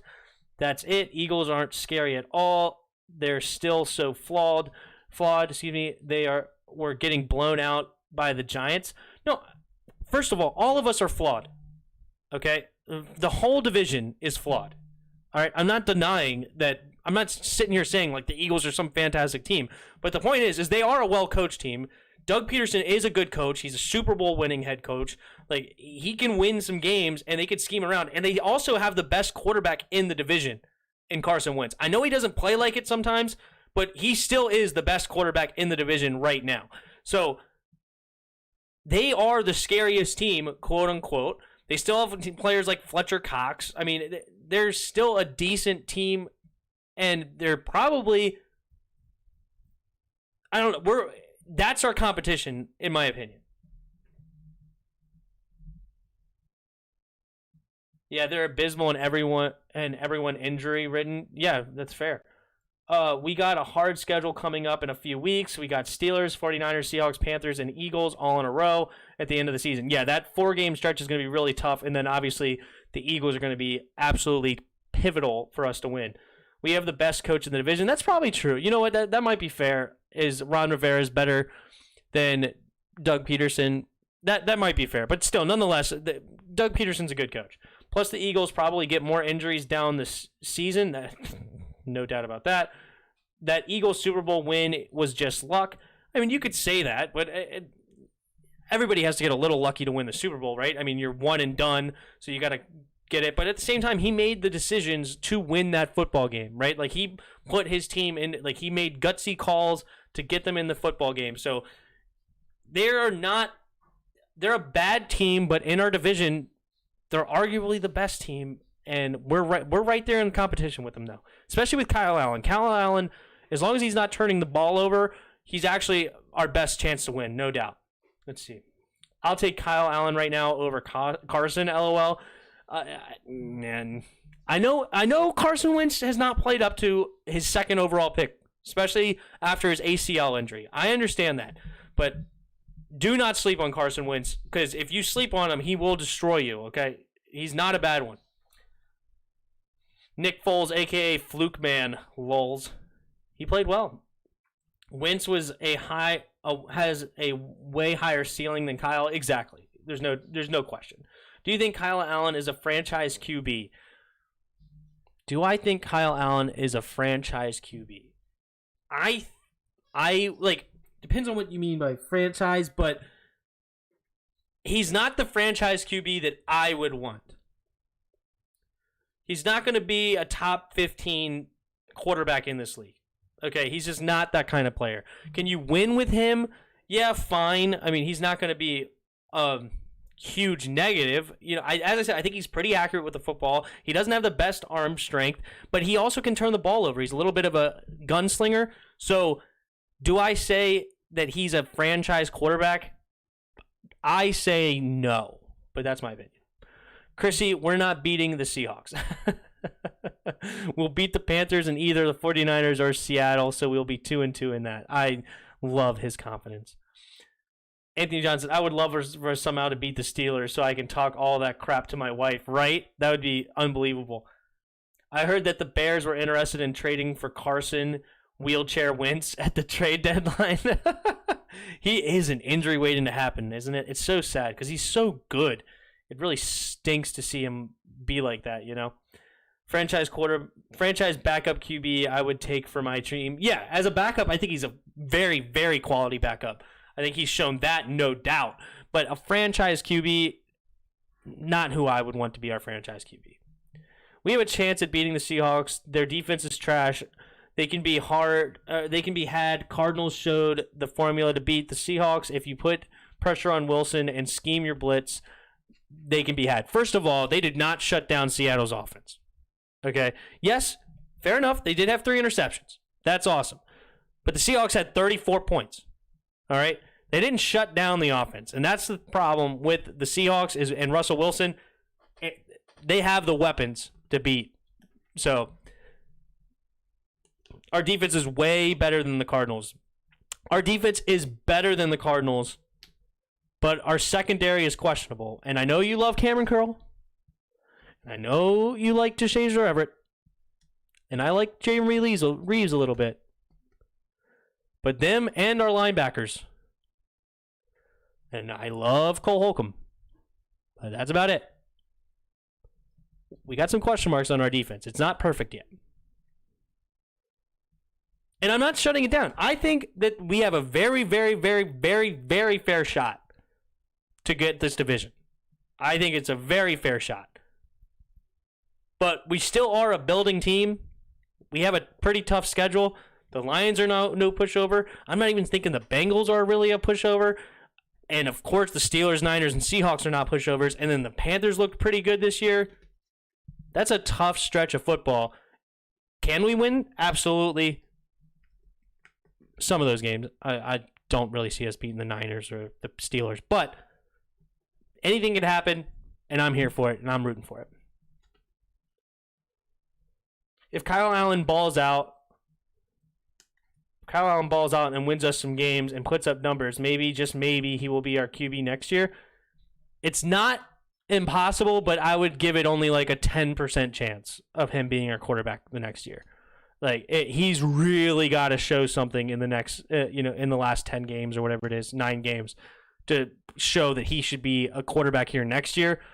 But I give it a very, very low chance that he's our quarterback next year. We're probably going to draft one. And even if we make the playoffs, we're probably going to draft one. And we'll see if that person can potentially beat out Kyle. But right now, Kyle's shown that he's better than Haskins. There's no doubt about it. I didn't say they shut down the offense in the fourth quarter. They shut them down. In the fourth quarter, they shut them down. They had the touchdown. Then they got the touchdown to go within 3.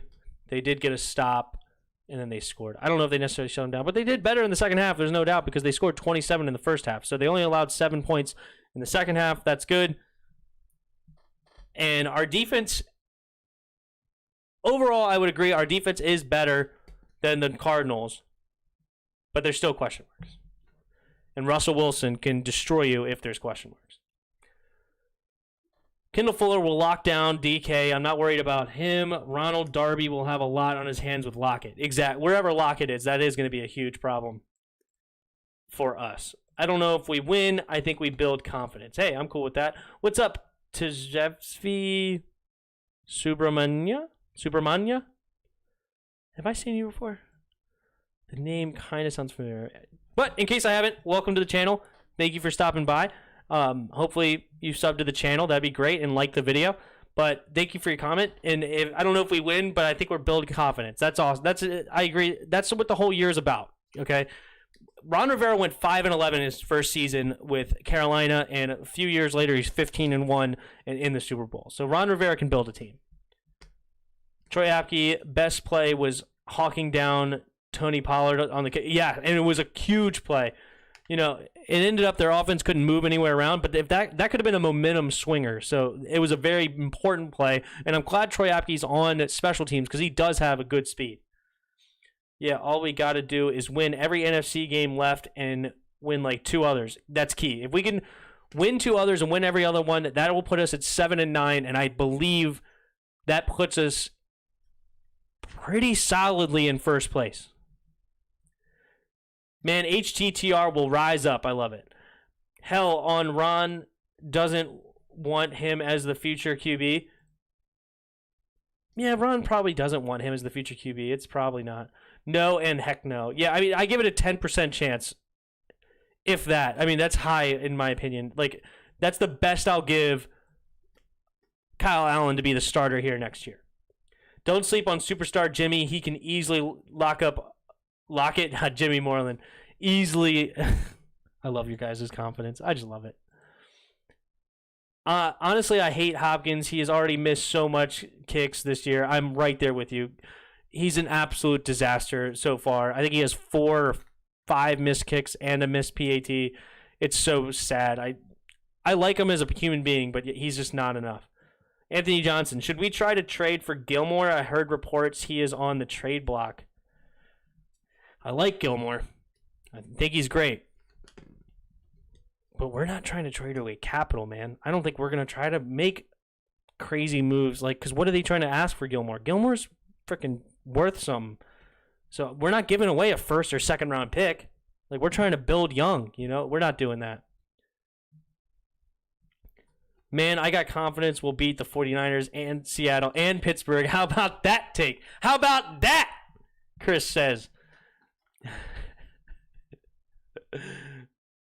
I hope we trade Haskins, Dominique Montano. I agree. If we can get some value, I would love it. Tejasvi Subramanya. Am I saying that right? Let me know if I'm saying that right.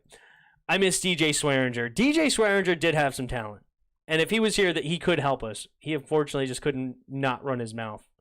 And if you tell your boss, or if you basically tell everybody about your boss for 3 times in a row after being told don't tell private business out in the public, you're going to get fired every time. You can't do that.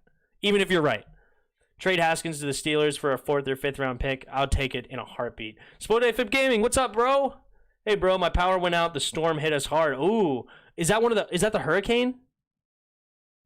I heard there's another hurricane hitting the Gulf. Is that what you're talking about? Dude, stay safe down there. I know you're a Saints fan, so if you live in Louisiana, hopefully you're not getting hit too hard. Well, it said you hit it hard. Well, hopefully you're safe and no floods or anything. Yes, if we can get Gilmore with Fuller, best secondary in the business automatically, that's a heck of a corner.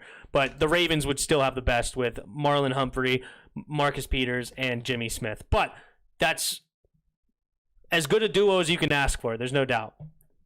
No, Swearinger was bad energy with Gruden. Yeah, exactly. That's what happened. Pray for me. Yeah, we are, dude. I hope that everything will pray. I don't want to pray on you. You spelled pray wrong. It's all good. No, but we will pray with an A. That everybody stays safe down there. My boss was telling me I think it's a 4th hurricane hitting the Gulf this year, which apparently is really, really high. Only 1 or 2 usually hits it. So, yeah, I hope everything goes as good as it possibly can. Kay Edoretto, how's it going, man? How you doing today? Alex Smith will be playing by halftime against the Giants, you think? I don't think so. I think Kyle Allen has shown that he's a decent player, but hopefully you're wrong because that means Kyle Allen really messed up in the first half against the Giants. Anthony Johnson, build us some weird trades, LOL. You never know who sends a 2-round pick for Sanu. Shaking my head. A 2nd-round pick for Sanu. Did he actually send a 2nd-round pick for Sanu? I didn't think it was that high. I do remember him trading for him from Atlanta, but I agree that is way too much. I think you can get more for Haskins than. I think you can get more for Haskins, Anthony. What did Anthony say? Maybe. I mean, Josh Rosen was traded for a 3rd round.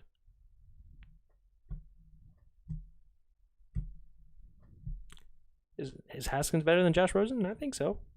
Josh Rosen was pretty freaking bad. I think DJ told us everything that we already knew. LOL. Yeah, but it's fine. Okay, you say the one thing, you get it off your chest, blah, blah, blah. But then your boss comes in and basically tells you in a meeting, don't do that. Then you do it again. And then he does it. No, seriously, don't do that. And then you do it a 3rd time. You're going to get fired. Come on, man. If you can trade Haskins and get a 3rd rounder to the Patriots for Gilmore. If you can trade Haskins and a 3rd rounder to Patriots for Gilmore, I'll do it in a heartbeat. Ugh. How old's Gilmore?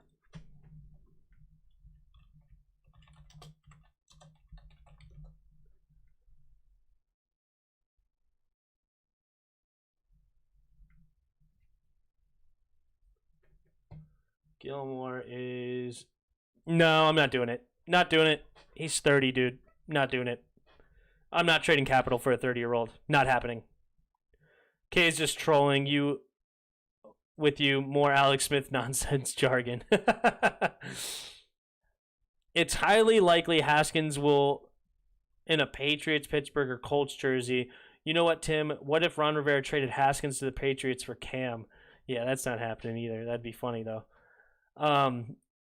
Sadiq Charles, if he can stay healthy, will be a great left guard. 100% agree. And a left guard. I don't necessarily like him at left tackle, but Sadiq Charles at left guard, he could be money at left guard. I love him at a left guard. I would have an extra third from the 49ers. I would have an extra third. Oh, we have an extra third from the 49ers in the Trent Williams trade you're talking about. That's true. But no, at the same time, Gilmore's 30 years old. We want young talent, man. We're trying to build. We're not trying to trade for 30-year-old players. That's not happening. I would do that even though Cam haven't been playing well with Ron would put him in a great position, and he has receivers and Terry to throw to, along with Gibson, McKissick, and those guys. No, I mean, if it's just heads up, no, I don't think it still would do it. Like, I'm trying to get actual capital for Haskins if I have to get rid of him. I don't want to trade him for another guy that is not going to stay healthy and not really going to be used. Oh, never mind. 30. Yeah, exactly. He's 30 years old. Just no. No. Gilmore also wants big money. Yeah, exactly. And a new contract. That's so right on point, Dominic. It's so true. And yeah, no, it's just not a good move to then potentially trade for Stephon Gilmore. Just no. I think honestly, Patriots would do that. That's not a crazy trade. Haskins for Cam. Patriots look like they're going to just tank or try to compete. They wouldn't trade Cam Newton for Haskins. Haskins for a 5th-round pick is probably our best bet. Yeah, that's what I'm thinking. What's up, Mitchell Wasmus? Welcome back. But yeah, Haskins for a 5th-round pick is probably our best bet. If we can get a 5th round, I'm not pissed. If we get a 4th, I'd be really happy. If we can get a 3rd, I'm jumping for joy. If Rosen gets a 3rd, I think we can get a 4th round. I think I agree with you, Anthony, to be honest. If we're not getting no pick for Haskins, if anything, they'll give a player. But I don't want to, I'll take a young player, but I don't want Cam Newton. What is he, 32 or something now? Or how old's Cam Newton now? And he already is injury prone, and as you get older, he's not getting any younger. He's going to get more and more injury prone. I don't want Cam. Cam is 31. I don't want Cam Newton. You don't think that Bill Belichick wouldn't want Dwayne Haskins and build around him? I would like to trade Dwayne Haskins to the Patriots, but not for Cam Newton.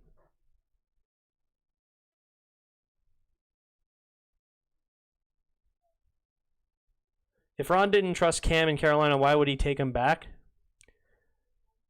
No, he didn't get benched because he didn't trust him. He was hurt. And that's what he's done. He's been hurt ever since 2015. He's always banged up. Give us Joe Thungy. LOL, their left guard. I forgot how to spell his name. A left guard would be fantastic, to be honest. I would take a left guard, a starting caliber left guard for Dwayne. I would do it right now. Hopefully we can trade for Marvin Jones. That is interesting. Chris doesn't like Marvin Jones in the chat, but Marvin Jones, I'm not necessarily opposed. It depends on what we're giving for him. I'm not giving something crazy because he's 30 years old too, I think. But if we trade a 6th-round pick or something like that, I don't know what his value is, but I'm not trading a 3rd-round pick for Marvin Jones. He's old. Please get Morgan Moses the hell away from Washington. Signed by Alex Smith, Dad. Morgan Moses has done much, much better on penalties. Hasn't everybody noticed that? I don't know if he's got any penalties called against him this year. Anybody remember Morgan Moses having a penalty?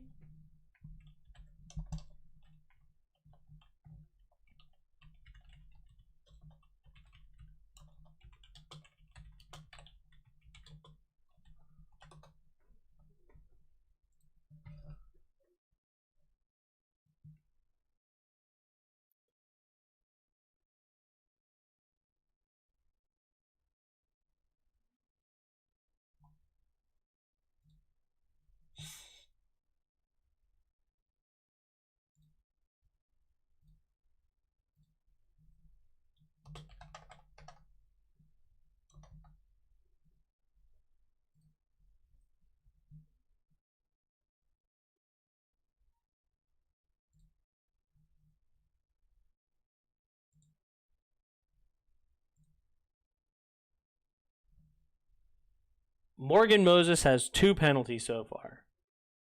1 false start and 1 hold. And I will take that because he used to be a false start waiting to happen. I mean, I would like him to have none, but 1 false start and 1 penalty in 7 games, I'm cool. Hell no, Marvin Jones is awful. You got Gandy Golden. He's basically the same player, but bigger. I still believe Gandy could be a good receiver. I'm still believing in Gandy Golden too, but he's injured right now. Isn't he on IR? Like, what can you do with Gandy Golden right now? Nothing. It's only like for a short term, in my opinion. Moses is the biggest softie in the NFL, Charmin soft. He's a huge dude, but I don't think so. I think he's fine. My big problem with him is that he couldn't freaking stop getting penalties. And if he stops getting penalties, I don't mind him as a right tackle. He's a fine right tackle. But when you get freaking 12 penalties, like 8 false start penalties in a year, it's like, and they're happening at the worst moments. It was just crushing all the time. Morgan Moses has been okay this year. I agree. Mitchell Westmus. Lance will be available at our projected draft spot. I hope so. I would love Lance. You know how me and Trey Lance get on. Lose today. No, what'd I say? Yeah, lose today for Trey. That's what I said. Lose today for Trey. AGG needs to work on getting separation from his defender. That's one of his downsides, but I think he can get better on it. Yeah, I mean, I compare him to Michael Thomas. He's not the fastest guy in the world. He's got to run really crisp routes, big-bodied receiver, sure-handed. I compare him to Michael Thomas, and that's what they do with him. They scheme around to get him open more.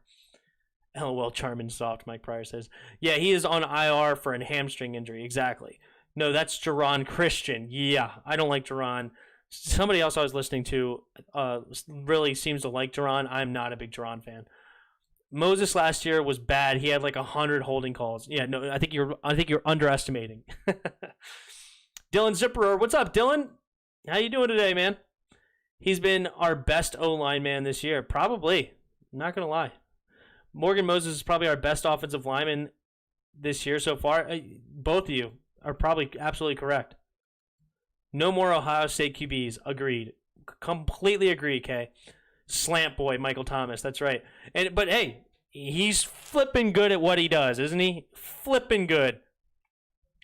11 viewers here. Welcome, everybody, to the channel. Let's get some likes on the board. We're up to 4 likes.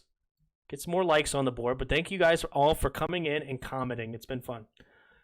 AGG looked good in college because he was playing against like Patriot League opponents in college. He's actually really slow, comparatively speaking. He's actually ran about the same 40. Michael Thomas ran a 4.57. AGG ran a 4.6.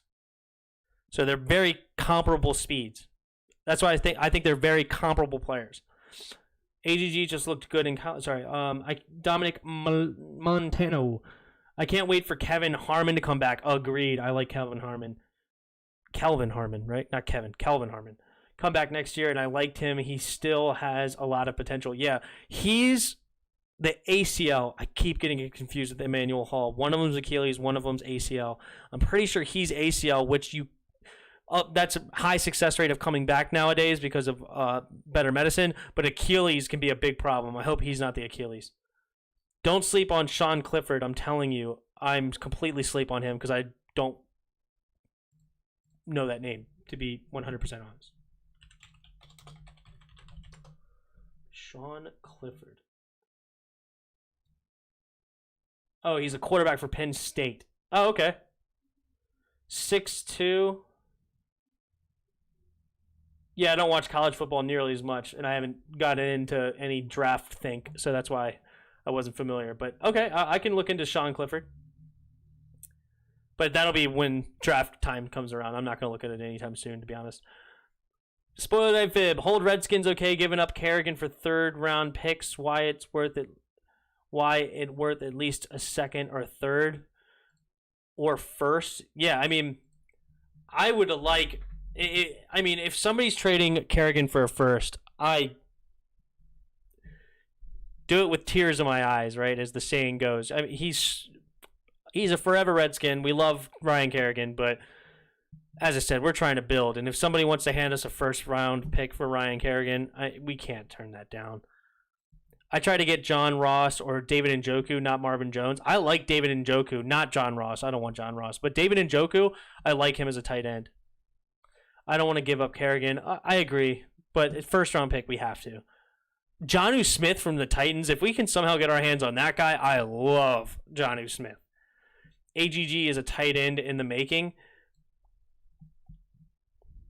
He's not really big enough for a tight end. Like, he's tall and everything, but he doesn't really have the weight to block. I mean, I don't know. I think he's an interesting wide receiver. We could probably get Ross for a pick swap.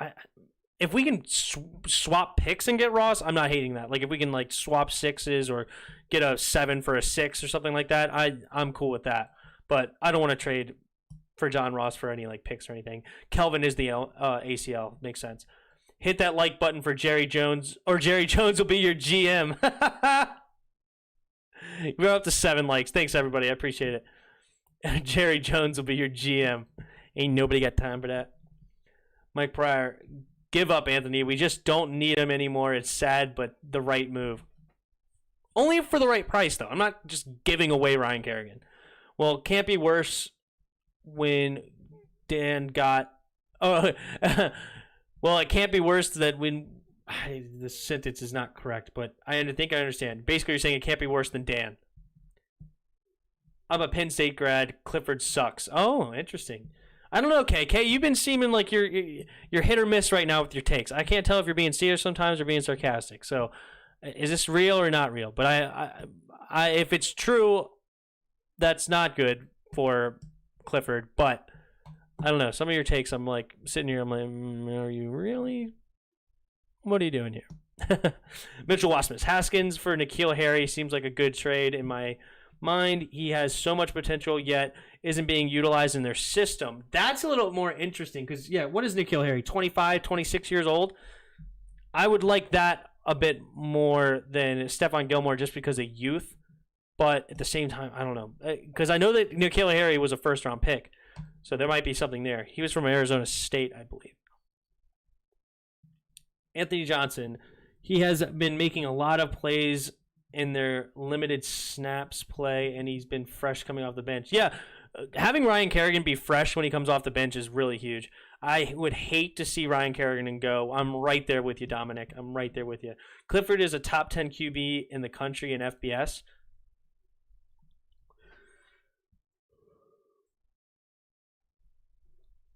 I don't know if you're right or wrong. I have never watched him play football. Spoiled AFib Gaming. Well, he's going to be in good hands. The Saints are chasing him. I hope you get him, Spoiled AFib. That'd be cool. If he goes anywhere, that'd be cool to see you root for him. And I don't mind the Saints. I don't mind Sean Payton. I don't mind Drew Brees. So, I think they're cool. And I love Alvin Kamara. I think 23 or 24. Is it N'Keal Harry that young? Okay, fair enough. Just wait and draft Archie Manning. Hey. You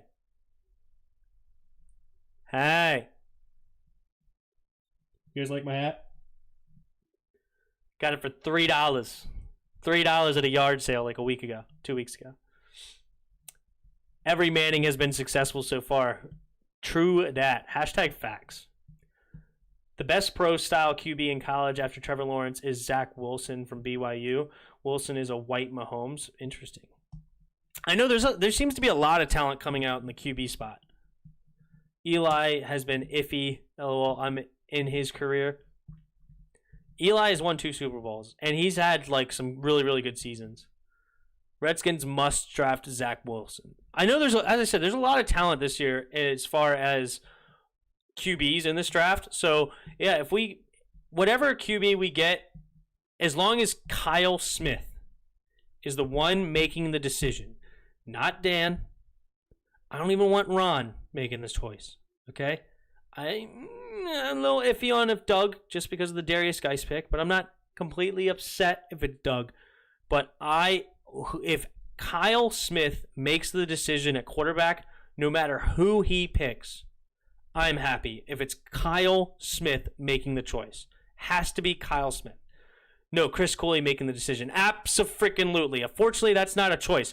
But if Chris Cooley gives the blessing, I'm 100% on board. I love Chris Cooley's takes. And DiCaprio Boodle is a beast. Trust me. Also, like, best friends with Chase Young. DiCaprio Boodle. Not familiar with him at all. Alex starts and Zach watches for a year. Alex Smith is done, dude. Alex Smith is done. I realize that the NFC East is cursed with bad GMs. Like, how did that come to your division? It's been tough. It's been tough.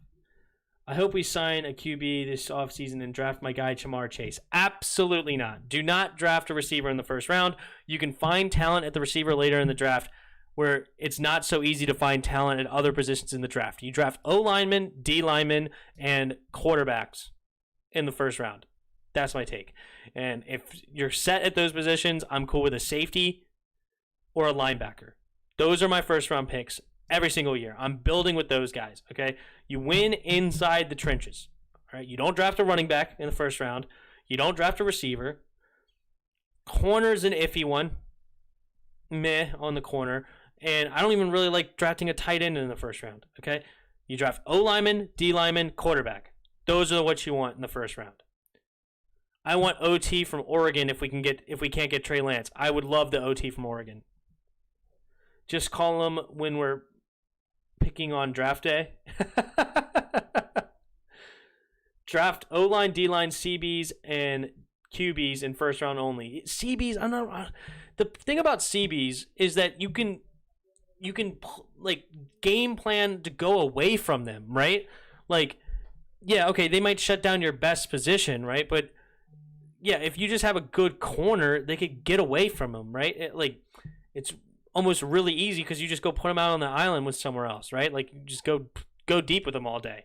Like, whereas linebackers, it's really hard to scheme around a middle linebacker, right? Really hard to scheme around a safety in the middle of the field.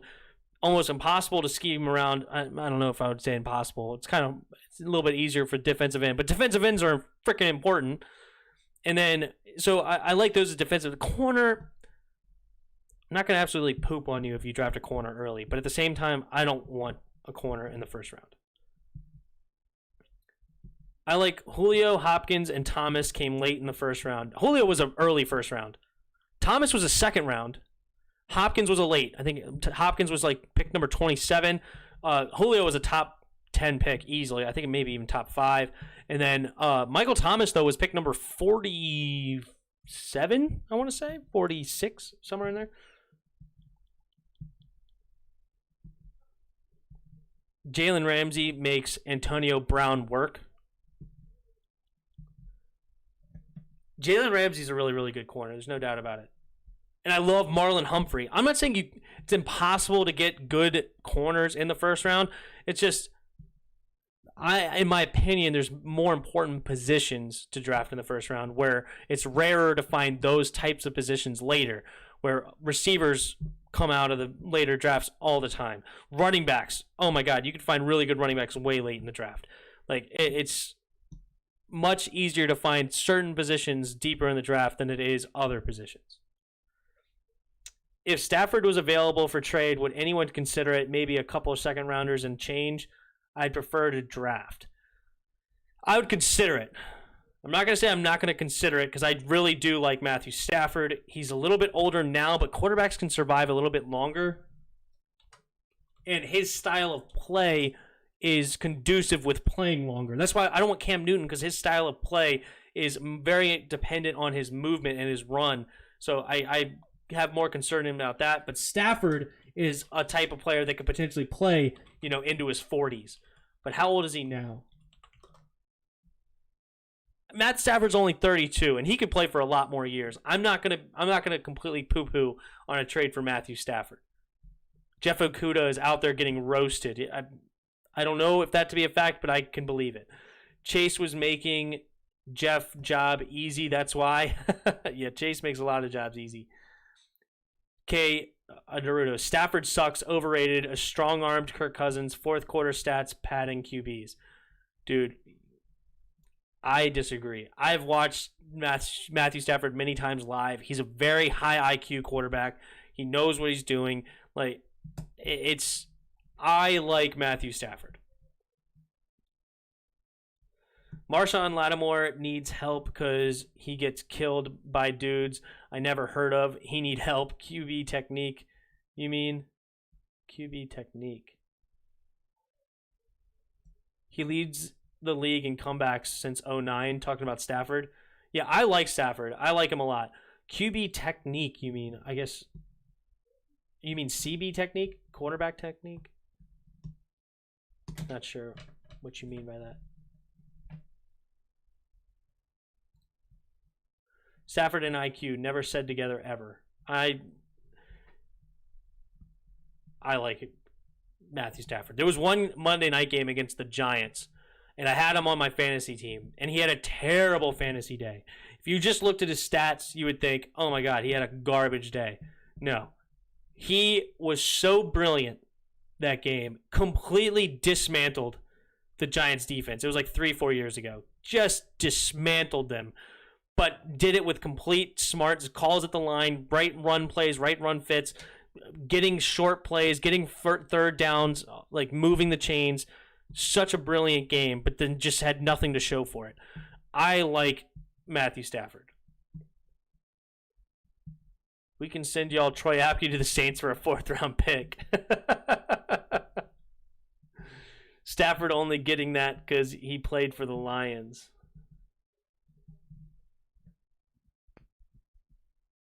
Yeah, there's a lot of people that have gone to the Lions to die, okay? Pretty much every single player on their team, ever in the history of their team. Barry Sanders, Calvin Johnson, the list goes on. LOL, trade him to us. We will take him. Bet you he be a superstar corner for us. I think you were talking about Marcus Lattimore. Or Marshawn Lattimore, excuse me. How Drew Brees still good is QB technique. Technique, style of play. I think those are the same things. I said style of play. I mean, those pretty much ring true both ways, right? I mean, but yeah, okay, technique, style of play. It's like Cam Newton's style of play or technique, whatever you want to say, is different than Cam, or not Cam, but he is Cam. Different than Matthew Stafford, where they could potentially play longer. You know, it's just a different play style. You guys love QBs that throw a lot of yards and always lose throwing dumb picks.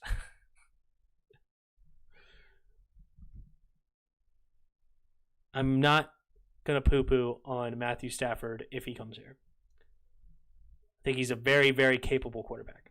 The Saints offense is genius, and the skill set they have is unlike most teams. It's not all Drew. He just has to sit back and get it to his playmakers. I mean, that's pretty much every quarterback, right? But at the same time, like, Drew Brees is one of the best quarterbacks of all time. I mean, come on. There's just no doubt about it. Peyton Manning was throwing picks before he became a GOAT. He had the rookie record for the most the most interceptions for a rookie QB in history. And he still holds that record today, back in 98. 25 interceptions, I think he had in his first year. But I wouldn't compare Matthew Stafford to Peyton Manning. I'm not comparing that, but I think Matthew Stafford's a completely capable quarterback. He can win you games. He's quality quarterback. If we got him, I'm not mad. Okay, he's not Pat Mahomes. He's not Aaron Rodgers. He's not, Tom Brady, Peyton Manning. He's nobody in that conversation. But he's right around the top half of the league, and he can win you games.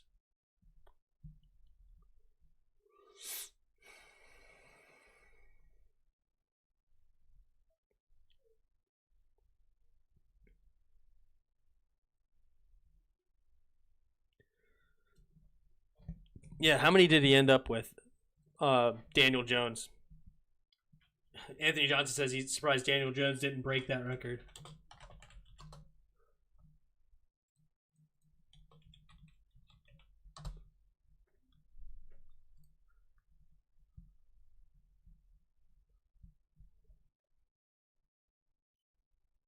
He only had 12 interceptions last year. He didn't even come close.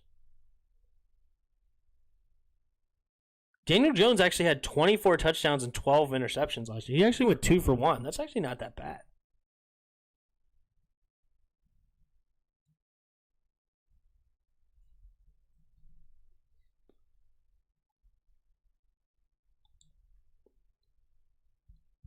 It's interesting. I like Jameis, y'all. Just too deep in his 30s. 30 picks. Remember, Jameis did throw 5,000 yards. If Jameis can limit the picks, I like Jameis a lot as well. I always, whenever I think of Jameis, I remember his first game at Florida State where he threw 18 for 18 passes completion, and then his 19th should have been completed, but they called him out of bounds. If it was challenged, it would have been overturned. Like, he was insane that first game against Florida State. So I like Jameis Winston, except it's just he needs to limit those turnovers. 30 picks in a season is just absolutely ridiculous for anybody. I say we trade Bryce Love. He's never in the game. I would trade him and Haskins for Allen Robinson. Spoiler if it game. Chris, you dream too hard, bro. He loves to dream. It's all good. We love Chris for it. He comes in with the hot takes. Mitchell Wassman. AB's, when you have Mike Evans, you throw deep, trust your receiver. Yeah, it's too easy. Anthony Johnson, it felt like he had more INTs last year, and maybe because he had a lot of fumbles too. Lots of fumbles last year, I'm pretty sure. Does it say here? Let me look at his rushing stats. Hold on. 18 fumbles last year. That's a lot of fumbles. Bryce Love is still on IR, I believe. Yeah, there's no trade value there, unfortunately. And Bryce Love still is interesting to potentially play here if he can ever get healthy. Jameis with Sean Payton, it's coming down. Yeah, and it's very interesting for you guys to get Jameis as your successor to Drew Brees. That could be really, really high quality. K. Edelberto, make Ron Rivera the president of the team and make Eric Bieniemy the head coach to develop your new rookie QB. That's interesting. Except I don't want him in my front office. I don't want Ron Rivera in the front office. I don't necessarily love his player personnel decisions. I like Kyle Smith's decisions way better. Chill, Ron Rivera, got the job. Oh, just got the job. Yeah, exactly. He just got it. Eric Bieniemy will be the Texans' new head coach. That's interesting. With Deshaun Watson, I like that. I like that pairing a lot. We can trade Haskins to the Saints for a 5th round for y'all. Hey. Come on, AFib. Come on, GM AFib. AFid, excuse me. Come on, GM AFid. Make the trade. Make the trade over there, AFid. Ron Rivera is a great head coach. No, you never move Ron from head coach. Yeah, no, I think he's good too. I like Ron.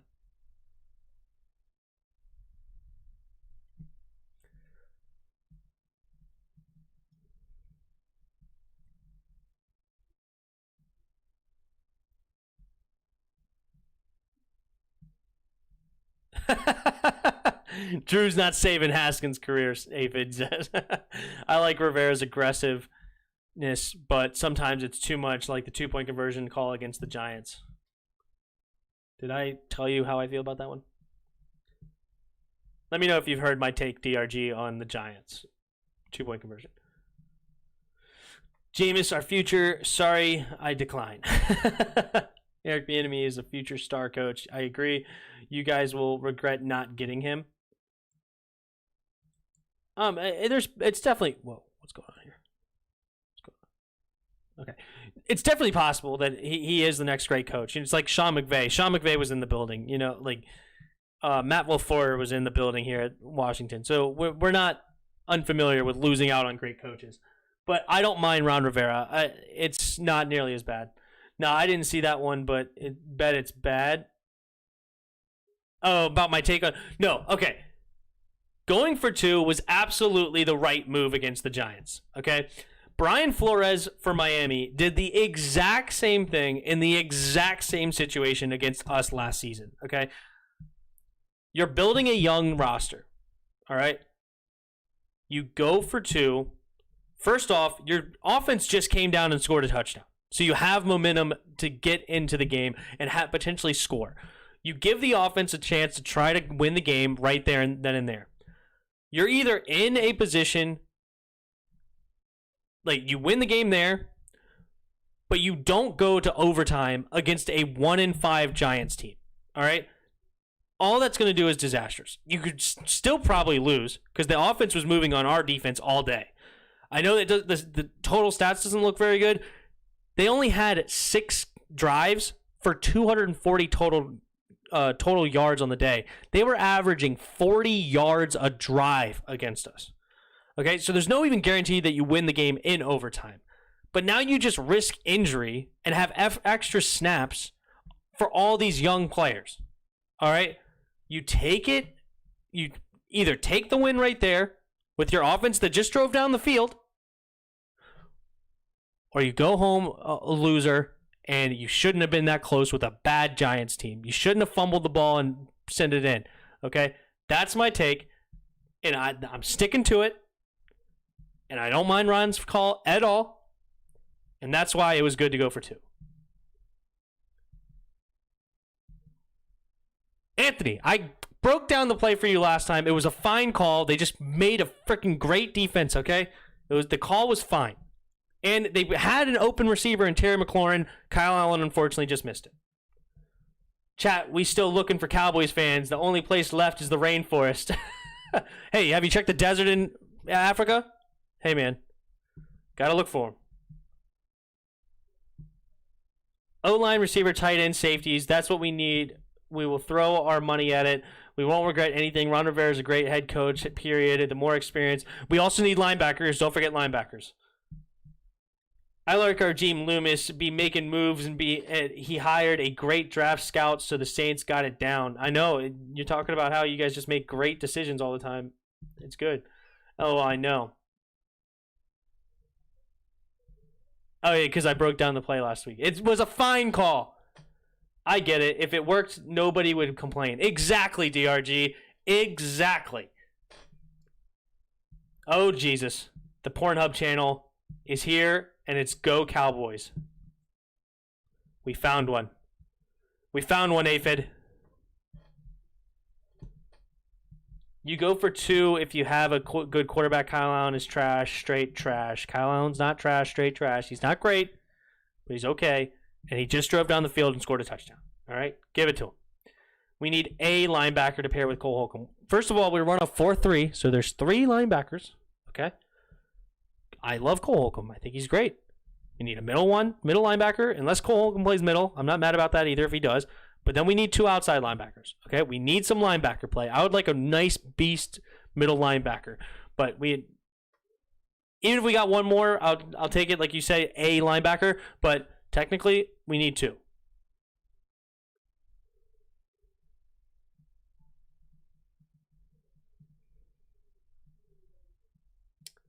LOL, at least he's braver than Jeff.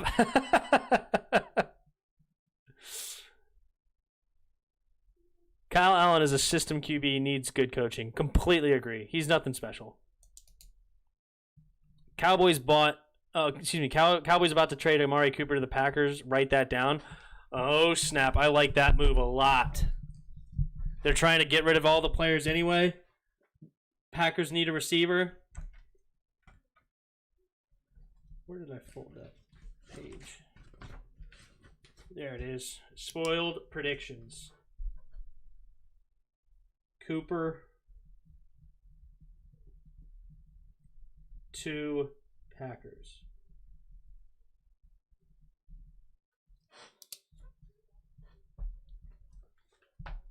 One, if you put Landon at LB when Cameron Curl plays great, they'll have no other choice but to move Landon to linebacker. Linebacker Landon. Zach Ertz was about to be traded to the Packers or the Ravens before he got injured.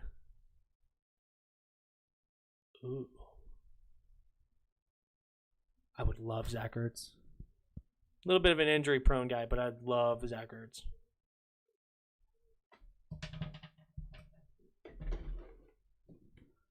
The Redskins could use Eric Kendricks right now.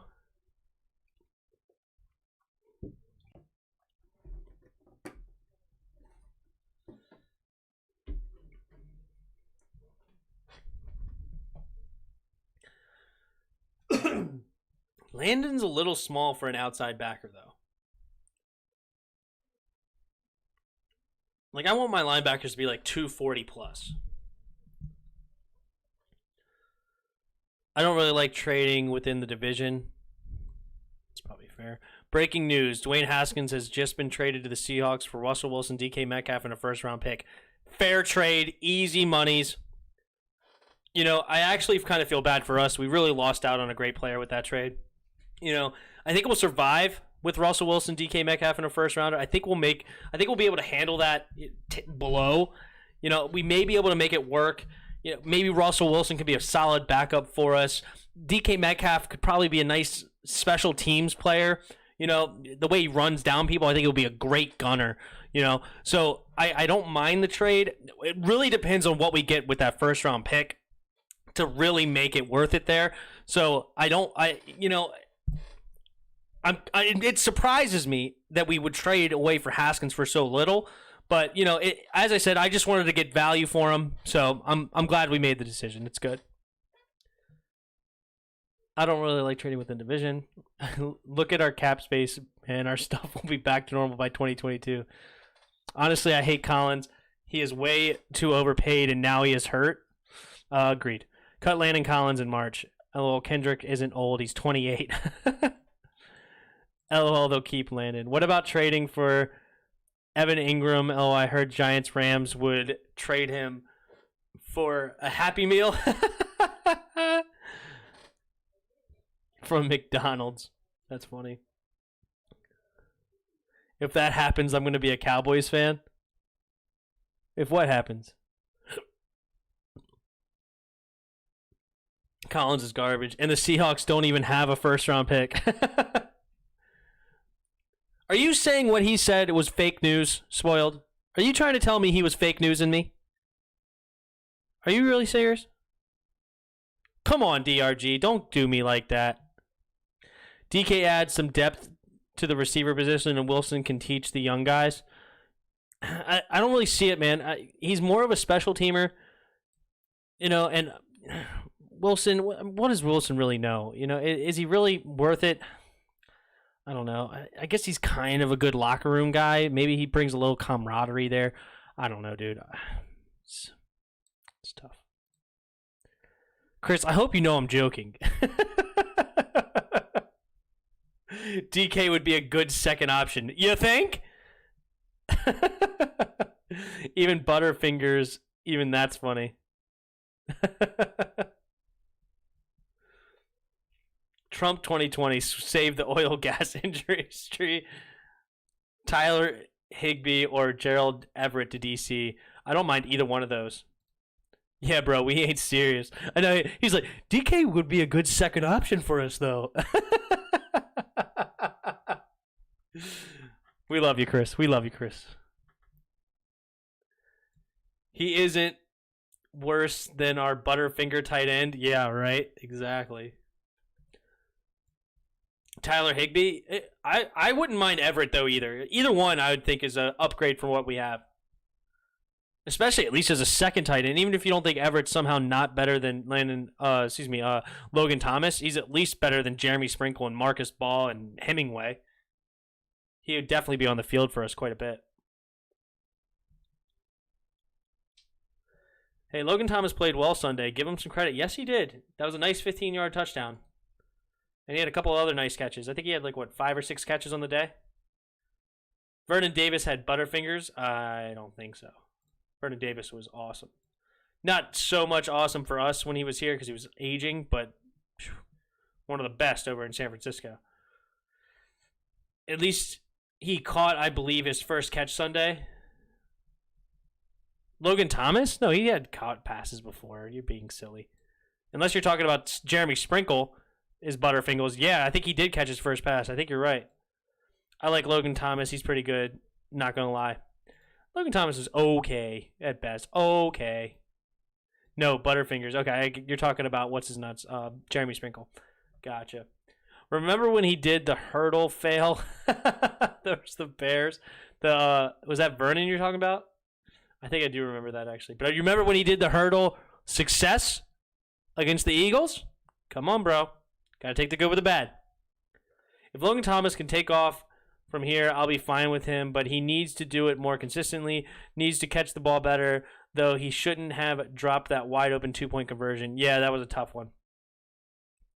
I say focus on offensive line first. I hate teams who get a QB but don't have a valuable offensive line. Yeah, we do need to make some moves with offensive line. Hopefully we can make some moves in the offseason before the draft so that we feel more comfortable about drafting a quarterback. But I 100% agree. Getting a good offensive line is very important. Yes, Vernon.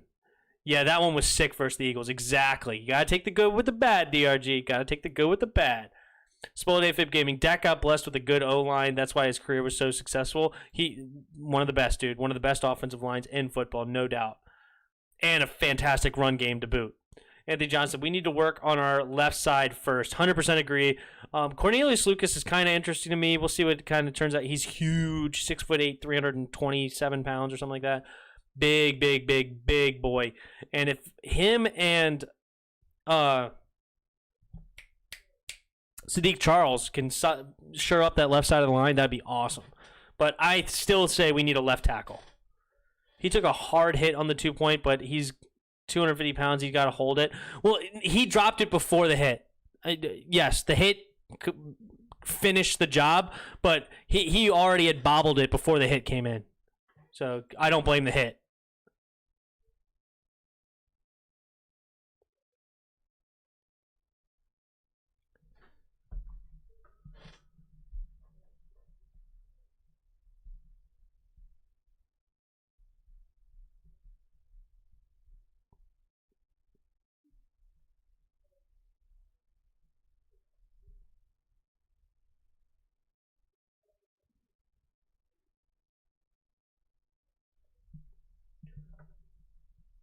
Thomas at the number 2 tight end would not be bad at all. I think he's fine as a number 2, but to have him as the guy you rely on every single down, nah, not cutting it.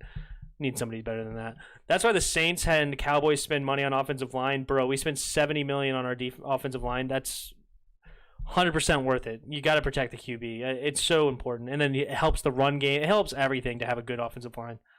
Hopefully we re-sign Brandon Sheriff and Chase Rouillet, our center. Sorry, bad spelling. No, I know you're talking about Rouillet. Yeah, he's an okay center. He's fine. Brandon Sheriff is obviously really good. Are there any good kickers in free agency? Hope so. Good God, our kicking situation is an absolute disaster. I was happy when Logan Thomas made that contested catch on Anthony Brown.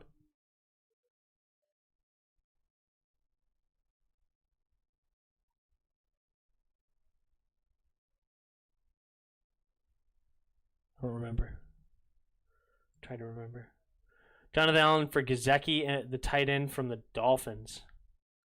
I like Gesicki, but do we really trade Jonathan Allen? Not huge on that. Get an onside kicker. That's how teams get good kickers. Yeah, we got to get we got to bring in some competition, dude. What's his name is not cutting it. No, don't trade Jonathan Allen. I agree, DRG.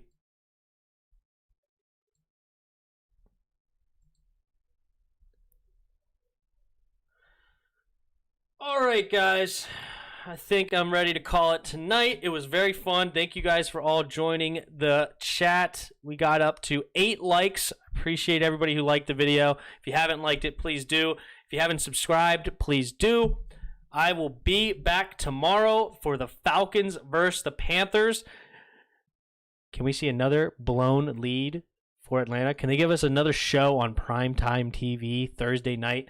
I would love to see it. But thank you guys all for joining me. And until next time, see ya!